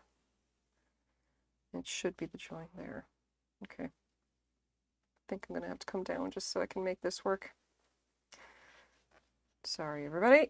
Quick detour here. The pattern is going to be what I'm going to describe as somewhat fucked up, but we're not going to get too, we're not going to get too much into it. It's going to be fine. You're not going to be able to tell once they actually really get going with it. Wait. No, hold on. No! No, where are we going? No, shit. No, it's the end of the row. I'm being an idiot. All right. Rewind. Let's try this again. 1, 2, 3. Right. I'm from desert, similar to that, so I actually kind of like that feeling. We are very different people. My mother's family is also from Mexico for many generations, so my genes are kind of like the opposite of yours. Wild Nomad is from Chile and has lived in Mexico, Ecuador, and a bunch of other places like that. And she sometimes describes the heat and everything like that there. And I was just like, okay, why did you decide to move to the UK? And was that a culture shock? And also, oh man, never doing that. Like, never. Christ. I'm like the middle. I mean, like I could, like to be honest, I think I can handle the rain really easily. Throw me in sub-zero temperatures. Yeah, I know, right? There you go. Like, I think people just have a particular comfort zone that they're that they just kind of get used to, I guess. And it's not even getting used to it. It's just like if you've lived there, you've lived in that climate your whole life. And more importantly, if your ancestors have lived in that climate their whole lives, that, just by a process of elimination, you're probably going to be more comfy in that climate. And yeah, like last time I checked my genetics, I am as purebred Irish as you can get without being inbred. And even the jury's out on that one, I'll tell you what, because Ireland as a whole is fairly fucking inbred. But yeah. Oh no, I'm not using that color. Bugger. Come on, you. Like that. Do the wrap. No. Not before. No, do the wrap before. In, grab, pull through, wrap back for the join, lock in. There we go. And we're good. I don't need to... No, I don't need to do that. I'm supposed to be doing... Because I'm not doing a fucking chain up. This is when I just start to lose it. It's like I start to I forget what row I'm on or what thing I'm supposed to be doing, and the pattern just escapes me. And then that's the end of it. Like, you see, the thing about sub-zero temperatures, right, is that being in Vancouver, all right, I had never really seen snow before coming to Vancouver. I'll tell you what, it was a bit of a culture shock. I'll definitely tell you what. Like, when we got here we were here the first winter, all right, and it actually started snowing, and it started really properly snowing. Okay, and it was fucking hilarious. It was absolutely hilarious because we were like, oh, okay, I'm gonna hold off a second because we've been raided. Oh, okay, Veebs Tucky, hello. Thank you very much for the raid. Yeah. Thank you very much for the follow as well. How's it go? I still don't have any emote or things or alerts and everything set up because I have no goddamn idea how to do that. I gotta get my more technically inclined husband to actually fix this shit for me. I'm really sorry. Hi! How's it going? Hope you had a good stream. I don't know if you were doing crochet as well. We are doing some very bizarre colour work here and occasionally ranting about glass and the weather. Get them commissioned. Like, my husband is far more techie than I am, okay? And he streams as well, and he has all of those alerts and everything set up, and I keep meaning to ask him, like, can you do the same for me, please? Just so that I can have them, because I keep forgetting. Yeah. Good job, me. Anyway, welcome. Thanks very much for coming and hanging out. Thank you for bringing the peoples here. I hope you had a really good stream. And and like my River, usually River does my thing with the hold on. Wait, I can do the thing. I'm not so techie that I can't. Hang on. Slash. How do I? Yeah. Okay. SO. Thebes something. Yes, there we go. I'm like, I could do that much. I can do the shout outs. Damn it. Yes, working a pair of strawberry mitts. Oh, fun. Like, were you knit? I'm assuming it's like knitting or crochet. Anytime if you say strawberry mitts, I'm just like, yeah, there you go. Thank you so much. Go follow. Go follow. Go do the thing. Go do the follow. Um, yeah, I just there's other kind of like there's the other alert where like you can get someone's like feed to pop like their most recent clip where they were like to actually pop up or something like that when you do that shout out, and I don't know how to do that. Yeah, I could do both for crocheting. Same. I crochet a lot. I crochet a stupid amount. I do occasionally rant about at last because I am an antiques dealer when I'm not crocheting, and I specialize in glassware. So occasionally you'll get me on stream and I'll just start just just giving like a practically like a history lesson on like here's a piece of glass, and I will tell you all about it and like why it's important and why it may be worth $4,000, and a few other things. Yeah, yeah. My life is interesting apparently. Interesting enough to get on stream and talk about it, bullshit about it, I should say. Anyway, my name is Cypherlev. I do a lot of crochet. I also talk a lot of shit, and I tend to swear far too much. But my crochet stuff is kind of a bit strange. I'm usually making bags. What I'm doing right now is double-stranded color work, combining two different styles of doing crochet, because I am working with two strands at the same time and holding one strand in either hand.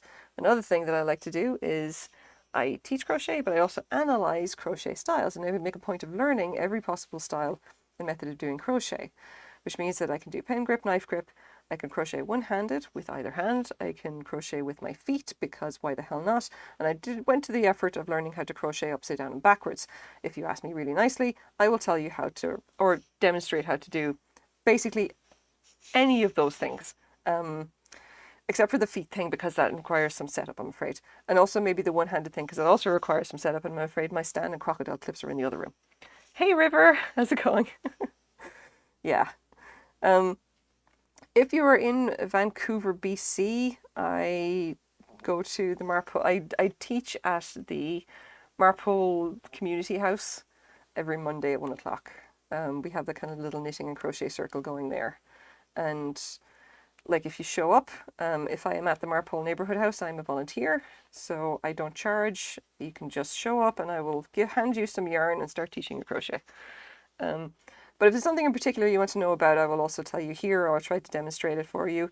I don't know how I demonstrate what I'm doing right now because this is effectively, yeah, so what we are doing, okay, is a combination of two different styles. What you can see here is that this is pen grip. Traditional style crochet done with pen grip. You can also use knife grip. This is pen grip specifically because we hold the hook like pen. Now, but I'm also combining what's called English throwing style, or what I categorize as being English throwing style. There is no real kind of categorization of crochet styles. I generally just give names to stuff because I apparently am the only person who does every single one of them. So I just have to make up names for them. Anyway, English throwing style is effectively like knitting, except you hold the yarn on this side and you throw with your finger around the hook. It is very useful for doing two-stranded color work because it lets you do stuff like this. Essentially, you can choose which loop is which color on the fly, and it allows you to do color work a good bit faster. And you don't need to kind of pick the yarn, if that makes sense. Like in this case, I'll try and demonstrate it for the camera. Like I'm doing fans here, but the top loop of each double crochet is a different color, essentially. So if I'm doing a slip stitch here, I pull through, and now I have both of my yarns coming out from the active stitch in the back here. So I want to start a new fan of double crochet, and what I want to do is I start the loop using the black, and I'm doing the pen grip at this point. But when I get to here in the final loop, then I throw with the grey, and the last loop becomes a different color. And then I go back to here, and then again last throw, and then like this. And I'm doing 6 altogether to actually finish the fan. And if you get the technique of it, you can get quite quick at it. Now, doing throwing style or learning how to do throwing style requires quite a bit of dexterity and quite a bit of like just thinking. Like, I do it very naturally with my right hand. I don't do it naturally all with my left. I do simplified English throwing with my left. I don't really do the full-on throwing style like I do here. It gets very, it just gets really tricky because there's so much kind of thinking involved, and because you do have to be able to move the hook with your thumb. And that's a tension thing. It's just like experience, you know? Yeah, it is what it is. Like, but yeah, if you can get this down, then you can do this kind of thing, and you can do color work, like this kind of two-strand color work, really easy. Oh yeah, go on. Thank you very much for the raid. All right, go on, have fun, take it easy. Have a good Sunday night wherever you are in the world. Happy time zone, etc., etc. River, I lately have an obsession with crocheting jellyfish. Oh, yeah. Jellyfish with little tentacles, or Portuguese man of war or something like that. I don't know. Yeah, little jellyfish. Every time everyone says, "Oh, I'm crocheting jellyfish," I'm like, "Are you doing the ones that are like you can turn inside out or something?"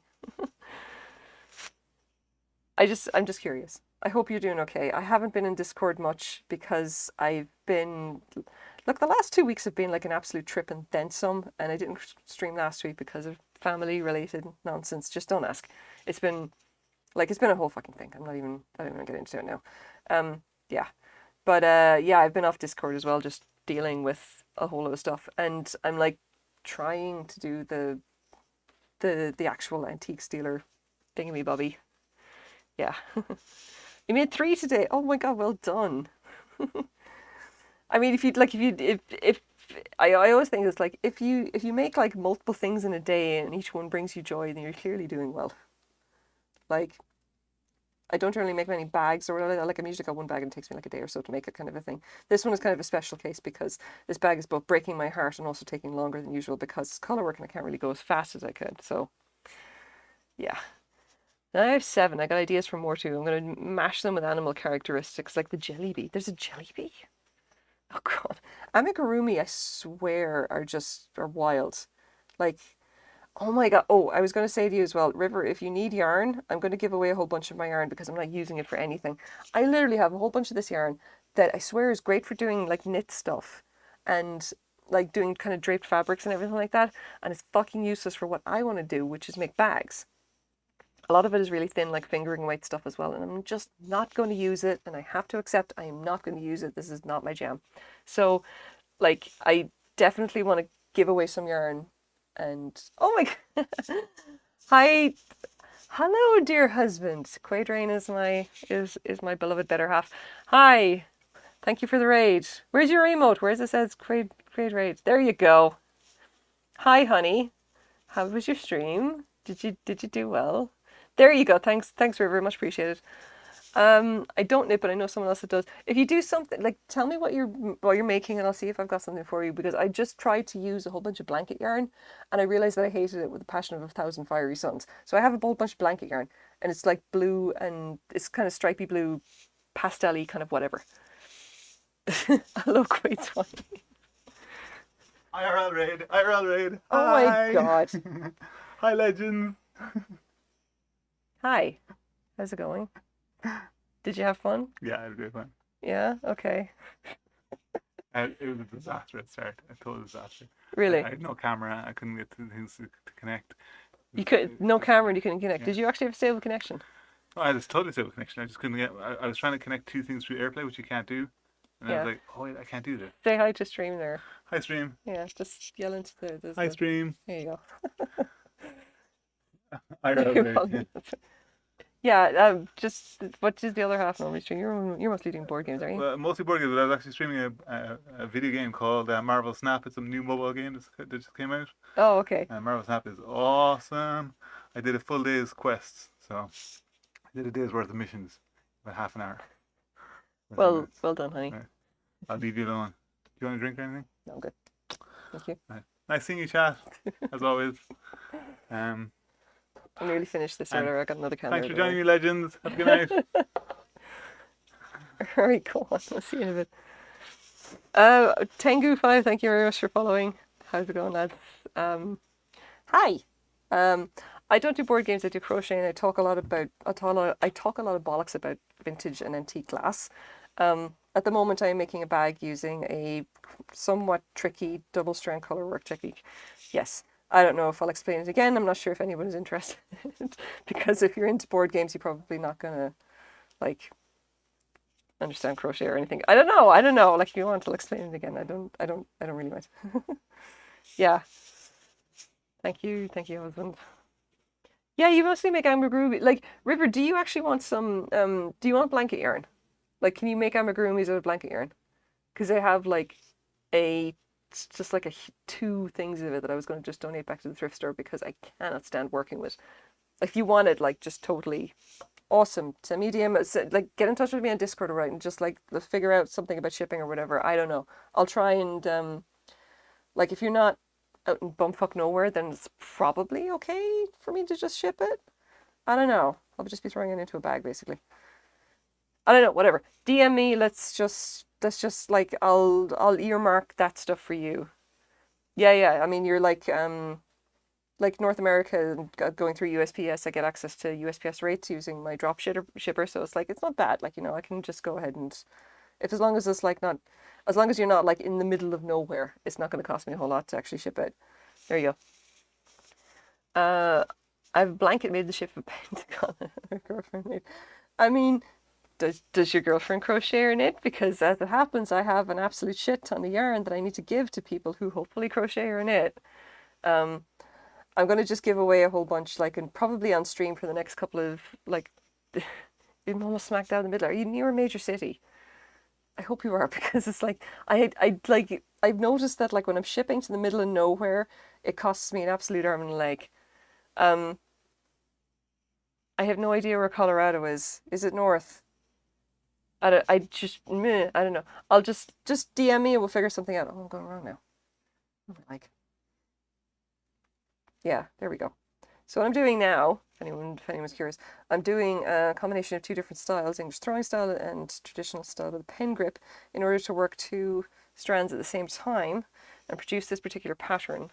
And essentially what it is that this is, before the pattern gets covered up, this is basically what it looks like. All the double crochets that I'm doing, the top final loop is done in the secondary color, and it gives it this accent.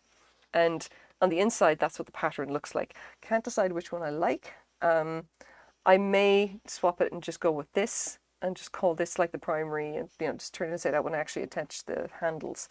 But I set it up originally for this to be like the major, like the front of the bag, if you know what I mean.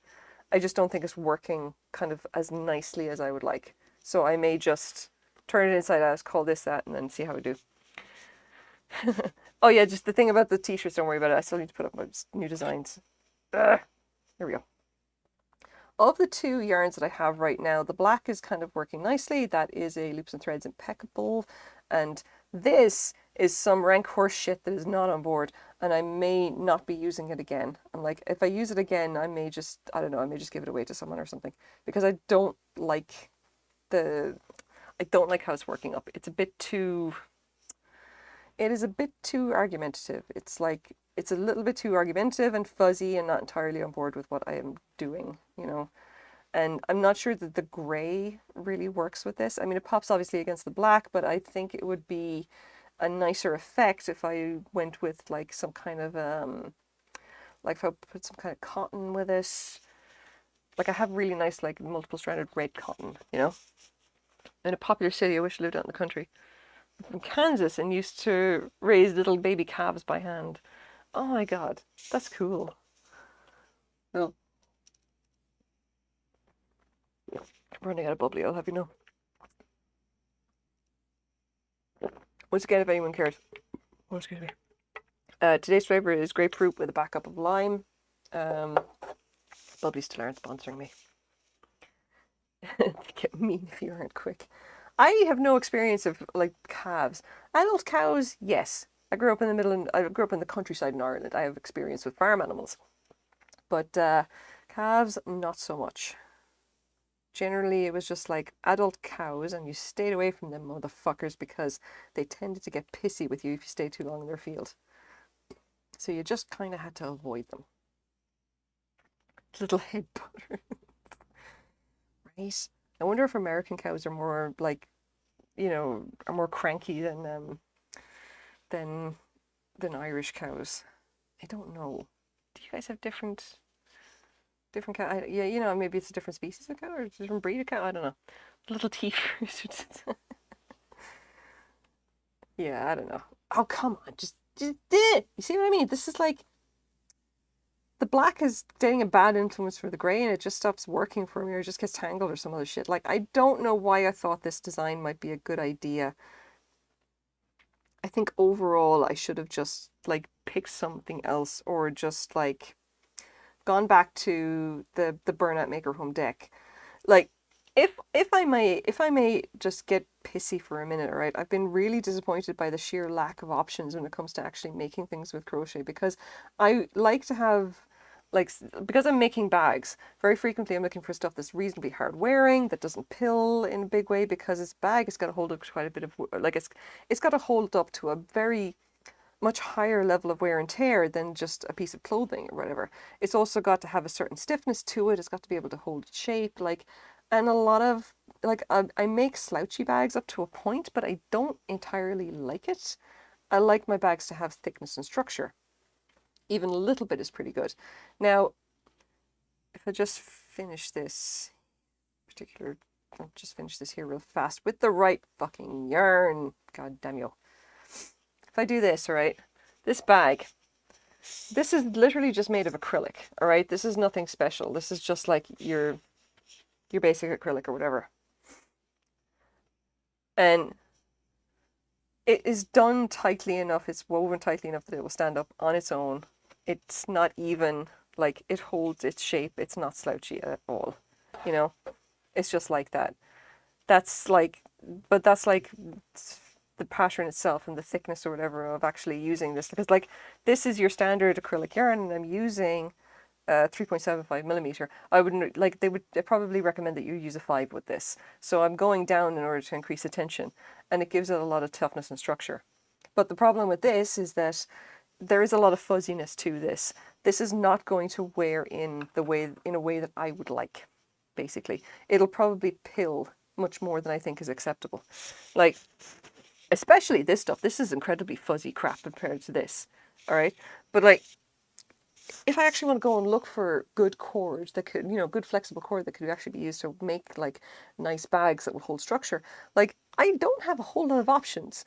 Like it seems like Burnout's only doing the stuff, like it's only doing the only company doing decent stuff. It's like I don't even know where a lot of people even get the cord for doing their bags because it sure as fuck is not in Michael's. Okay? That is a whole ass thing that I'm just like, it's been ranting, I've been on my mind and kind of ranting about it, and I'm just like, I need to have a decent source for materials in order to actually make bags. And it's proving to be really fucking hard because everything is catered for knitting, and you, by and large, you do not really knit bags. You knit everything else. Knitting does not lend itself well for doing that kind of like structural, like creating a bag shape, you know? Crochet, yes, it's good for that kind of thing. Knitting, no. But like, there's no yarn really to do it because it's just not popular enough, I guess. It's just, yeah. That's your rant for the evening. I wish I had more appropriate yarn for making bags. Sorry. We had 5 babies at one time. My sister and I saved them from going to a feedlot and they got to go be dairy cows. Is a feedlot the thing where they fatten them up and kill them? Presumably it is. I can't remember. Like, although I have lived cow adjacent for most of my life, the actual mechanics of doing anything with cows is largely unknown to me because all the cows in my area would have been dairy cows already. As far as I know, anyway. Like, didn't really get into the whole farming thing. Sorry. Like, surprisingly enough, despite the fact that I grew up in rural Ireland, by and large, we didn't really get into the whole business of farming, you know? I only know a certain amount about it. Like, a very small amount, in fairness. Like, I've never really knew much about, like, actually doing anything with animals other than, like, how to avoid them or otherwise not piss them off so they didn't come and trample you kind of thing. I mean, I know sheep are assholes because I grew up next to a field full of sheep and can confirm they are fucking assholes. All of them. To a man/woman. Huge dickheads. But like I never saw any kind of aggressive sheep that would come and actually knock you down if you got into their area, kind of a thing. Because we were never really good. We were never really allowed anywhere near them, kind of stuff. Like, and the sheep were just kind of like they're very much domesticated. They're around people or whatever. This is not a case of like, sheep would be wary around people. They kind of aren't. They don't give much of a shit, you know. And they can be dickheads, but they're not going to be like aggressive, come and fight you dickheads. They're more kind of like standoffish, hating you from a very large distance dickheads. That, and I don't care what anyone says, sheep's eyes are creepy. Super fucking creepy. Come on, it's fucking splitting the air now.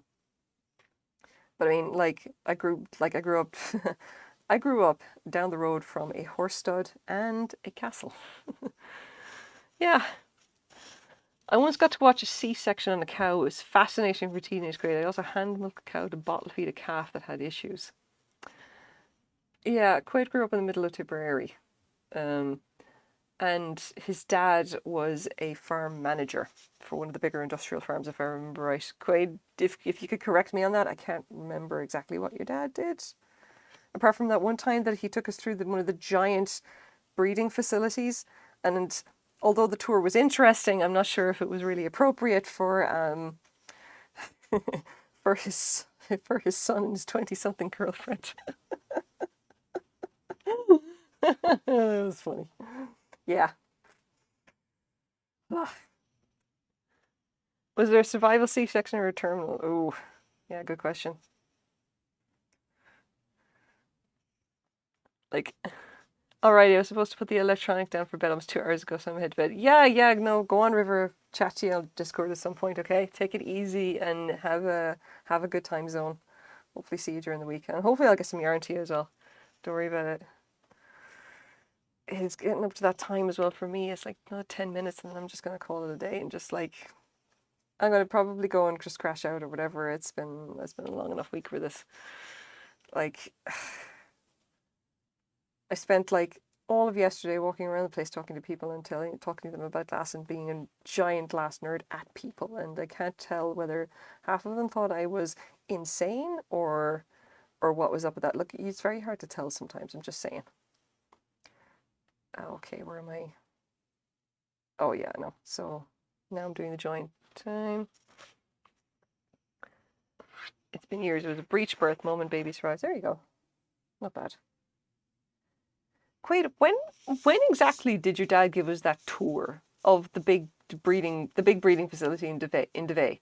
The one where he was splashing liquid nitrogen around the place. Which is going to really sound ridiculous to everybody, and I realized, but like, just trust me, it was kind of interesting at the time. It was just like that tour still lives on in my memory as like the time that my future father-in-law took us in a bit of a walk through this enormous like industrial farming facility, and they had these giant tanks of bull semen in liquid nitrogen. Okay. And again, future father-in-law was showing this essentially just like opens the tank and goes, yeah, see all that? That's bull semen. And then he splashed the liquid nitrogen with his bare hand. And I was just like, okay, this is happening, I guess. And I was just like, ooh. I still remember that as being just fucking weird. I mean, again, interesting. Really fucking weird. And now that I actually kind of talk, now that I actually say something about it and explain it, like that's what he actually did, and I'm like, yeah, I was in our 20s, like fucking almost 20 years ago, because we're old, yeah. But yeah, it's like I remember it really clearly as being really strange and kind of interesting, but mostly really strange. Yeah, I don't know. That was a fun time. Yeah, he's been retired a while now. Well out of it, I'd like to say. Now, have I managed to balls this up yet or not? I have not. No, okay, we're good. We're good. We are good. So I'm trying to essentially do a join in the middle of a fan here. They also had a manned mechanical cow for extracting the bull genetics. Oh man. You know, You think that stuff is actually urban legend, you know? I'm pretty sure some people do think it is urban legend. It's like, nah, it can't be that. No, no, it's not. I don't recall us actually seeing that when we actually had that tour, though. Or at least I don't remember off the top of my head. Like, I'm trying to think, like, well, did we actually get to see that? Or I don't think so. I remember the giant, oh God, the giant ring or whatever, where they just where they had the bulls brought in or something like that. Like, oh, I don't know. A lot of stuff to do with like, it didn't bother me because I'd heard that tour since I was a kid. I mean, yeah, obviously, it didn't really bother me. It was just like, I was just kind of looking, going like, should I really be here and seeing this? I don't even know. It's like, it was just it was slightly odd, I just want to say. I got to, I don't think you have ever told me that. You got to drive the mechanical cow. I,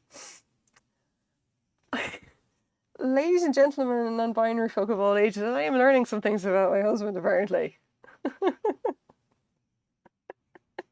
that apparently his life experience includes driving a mechanical cow used to acquire bull semen. Yeah, that's interesting.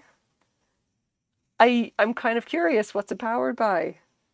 Is it like driving a lawnmower or a car? I'm sure it's a burning question. And it is now 10:54 a.m. What a thing to end the night on. Mechanical cows and bull semen. You will find absolutely everything on this feed. I will tell you what. You can jump into my feed and you will very, very likely see crochet of some description. But you will also get to hear about antique class, impromptu history lessons, me bitching about the weather in Nevada, Arizona, wherever the fuck we were, I have no idea, and how industrial farms in Ireland extract bull semen from bulls. Yeah. It's been a fun night. It's been an interesting one. It's been one for the books, I gotta say. Like, I'm definitely going to be like exporting this particular stream to YouTube. It was just a slow tractor lawnmower engine. Thank you very much for this. This is important information. I truly believe that understanding like this is important information to be archived for the ages. And I have absolutely buggered up this again. Like, someday digital archaeologists are going to watch this stream, and I'm pretty sure that some of them are going to be utterly fucking horrified. And if they are, I just want to say, hello assholes, do we have rocket cars yet? And if not, why not? Get on that shit. We were promised them back in the 50s, and I want to see some movement on it before the Earth turns into a radioactive wasteland, a la Fallout style. But if you can't manage that, because for whatever reason at all, I just want you to know that you could do worse than making a mechanical cow that you can drive using a lawnmower engine. I mean, if we can't have rocket cars, we might as well have mechanical cows. Very rough looking bulls need very little to get excited. Apparently it didn't even have a head. I mean, you know, I'm not gonna judge. You know, we don't king shame here. That wouldn't be fair. Just saying. All right, I'm gonna finish this row and then we're gonna call it. And I'm not gonna rate out at this point. Just it's getting. I'm tired. I'm pretty sure all of you guys are tired. Yeah, there's only so much of like our weird anecdotes of Irish rural life can carry us for the evening before it just gets a bit too much, if you know what I mean. Come on. There we go. So we're just gonna finish this and then call it a day. I've actually got a lot done on this now, and I'm wondering how much further how many more rows I should add before I just call it, and then just essentially decide whether the inside or the outside is going to be the actual front of it, and then just call it good and call the pattern. I don't know. I don't think this is the kind of thing where I'm going to actually write up a pattern for it, mostly because I think doing this kind of color work is going to be a right pain in the bollocks for anybody who doesn't do this style. It's like you'd have to try and pick from both yarns, and I don't know if there's a good way to do that if you're not just swapping between stitches as opposed to swapping in in a stitch. I don't know. Easy enough to do with knitting, but I do exactly the same thing with knitting, so I must well look it up. And if there is an easy method for doing this kind of color work stuff, then I may write this up as a pattern. Like maybe people who would be interested in doing it, I don't even really know. We shall have to see. But this is just a weird, this is pretty fucking weird. Who's gonna do this other than me? Come on. Funnily enough, all right, I did actually, when I was doing this initially, I thought, okay, look, I'm going to have to, if I'm going to get a consistent pattern, I'm going to have to essentially switch hands and do the double-stranded color work, this particular, method, using my left hand as the dominant, as in swapping it, so left-handed instead of right-handed. And I realized very quickly that if I could, yes, it's possible to do that, but do I want to do that without tearing my hair out? Probably not. The dexterity required to do this on the right hand doesn't translate very well to the left, in my case anyway. So this is a pattern that I really can only do if I'm doing full English throwing style with my right hand. I can't do the reverse of it, which is kind of irritating, something I'm probably going to work on, but is what it is. So I ended up ripping all of that back because I was not happy with the output and it took way too long to do anyway. And I called it, I said, okay, we're not going to do corner to corner on this. I think we're going to have to work in the round, and that means that I'll try the shell stitch first. And then this was the outcome. This kind of this arrow kind of V shape or whatever. And I'm still not happy with how it's come out, but I can't really change it at this point because I've done most of the bag with it, but there's also no good way to kind of stop the base of the stitch from, to stop the base of the stitch from becoming you'd have to do that color with the base, and I don't think it works. I would have to probably do the reverse, I think, as in do the first loop in a different color as opposed to the last loop for all the double crochets. That could come out with a rather interesting that could be a rather interesting color combination. I'm not entirely sure yet. I'd have to do some experiments and see what I can get out of it. But I don't know. We shall see. We shall see. All I know is that right now we've got at least something rather interesting because this pattern is, I mean, if nothing else, it's kind of, it's distinctive, I guess, and that it could actually show up a little bit more. You see, if I pull this back a little bit, then that kind of shows up a bit more. Once the bag actually stretches slightly, I don't know how I could just, if there was a way to kind of get it to pop out so that each of those edges kind of pops a little bit more. And you can see it didn't in this case because I literally just made a mistake. I should have placed 3 on either side of this, and I didn't. I placed all 6 on one side of it, which means I've gotten cockless up. Oh, good job, me. Other possibility is actually doing a back post on this, but I don't think I'd be able to fit a full 6 double crochets around a back post. I've tried it before when I was doing a shell stitch actually, but I don't think it really worked. I mean, it's technically possible, but tension becomes the tension gets really tricky, and especially if you're trying to do something very complex, I don't think it's going to be that successful. I split the yarn there somewhere, did I? I didn't. All right, let's just continue.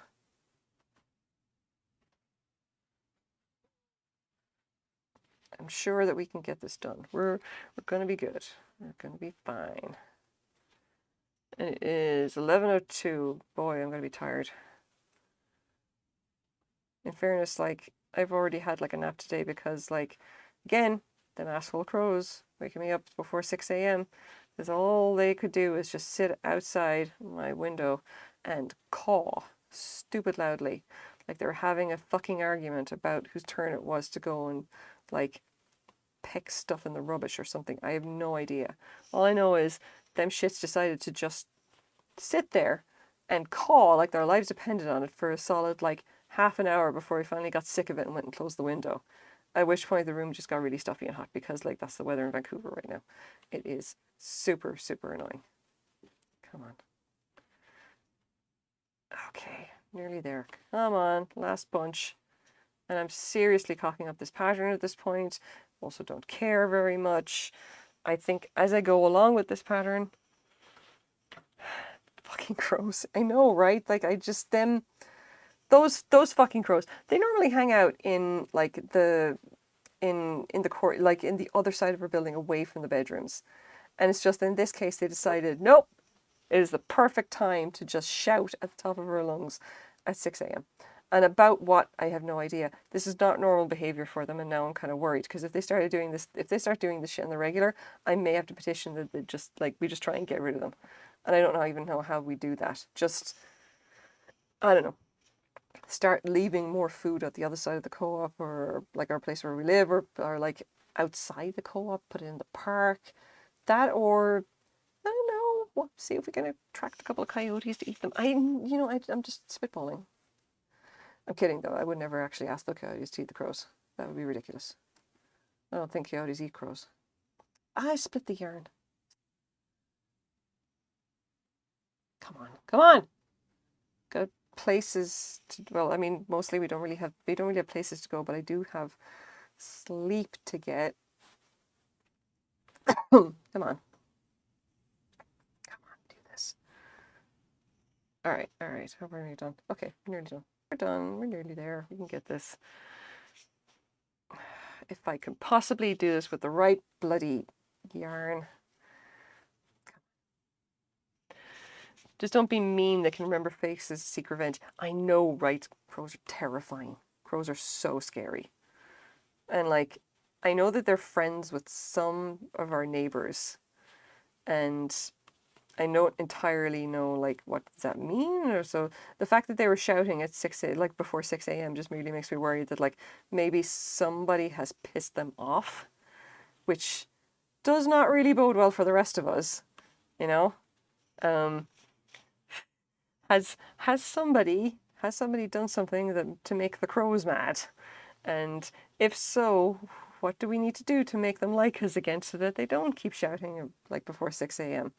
right outside our windows and stuff? Like, it's just, yeah, just saying. How do you make friends with crows if they don't like you? I don't know how that works. Like, I tried feeding them at one stage and they were just like, did not seem to be interested. And I think there's another one of our neighbors that definitely does feed them. Oh, and reportedly, one of our crows can say good boy. And I don't know if they're known for talking, but apparently the crows that hang around our block, yeah, they talk. And that's a sort of a terrifying prospect. Just want to make that known. Like, just a little bit worrying. We apparently have super intelligent city crows. Yeah. Oh, come on. Just, come on. Last 2 stitches. Let's do this. Come on. Ah. As my hands get sweaty, it gets increasingly harder to work the yarn. And it just, especially when I'm using this fucking acrylic shit. Okay. Let's do this. Last, not least. Right. Done. There's the row. So that's where we are. I could just actually pull this out a bit. Let's see where stick that over there. Yeah. Like I say, it's got like a nice bit of structure. That crow can say good boy and meow like a cat. Oh dear God. It's the planet of the apes, but for crows. It totally is. I don't know how to deal with that. Okay, here we go. Yeah. Nice bag. And that's the shape of it in the base. It's like, obviously you can squish it flat and it'll stay, but you can actually open it up and let it stand up and it'll hold its structure quite nicely because it's got that. Here we go. Yeah, I may just finish this and call it good because like working more of this pattern is, I swear it's going to make me cry. So I'll make a decision about whether to do the inside or the outside. That's obviously the outside right now, or the inside. I'll just turn it all the way in. See how that looks. I don't think there's going to be that much of a big difference on the outside, in fairness. It's like the same thing, you're going to have like the base. It's just not going to have the nice ridge or whatever that'll be on the inside. And here we go. I don't know how I feel about this. I don't know what you guys think. I'm just like, yeah, I don't know. It's nice. Yeah, I don't know. Okay, I'm going to be figuring that out some other day. Until then, I'm going to shove this stuff back inside. As long as I don't wrap the yarn around the camera. And figure that out tomorrow. Oh, okay. All right, there we go. We're done. All right, guys. Thank you very much for hanging out. Do appreciate it. I am going to call it here. I'm tired. I don't want to just raid and run, so I'm just gonna call it. Thank you very much for hanging out. Sorry I wasn't here last week. Like I said, family drama shit that I had to deal with, and was not in a good kind of situation to really kind of, like, my brain wasn't there at all, right? Like, I totally just, like, I didn't even think about streaming on Sunday night for whatever reason. Anyway, and yes, fuck those. All right, I'll catch you guys later, and have a good time zone wherever you are, and yeah, talk soon. Bye.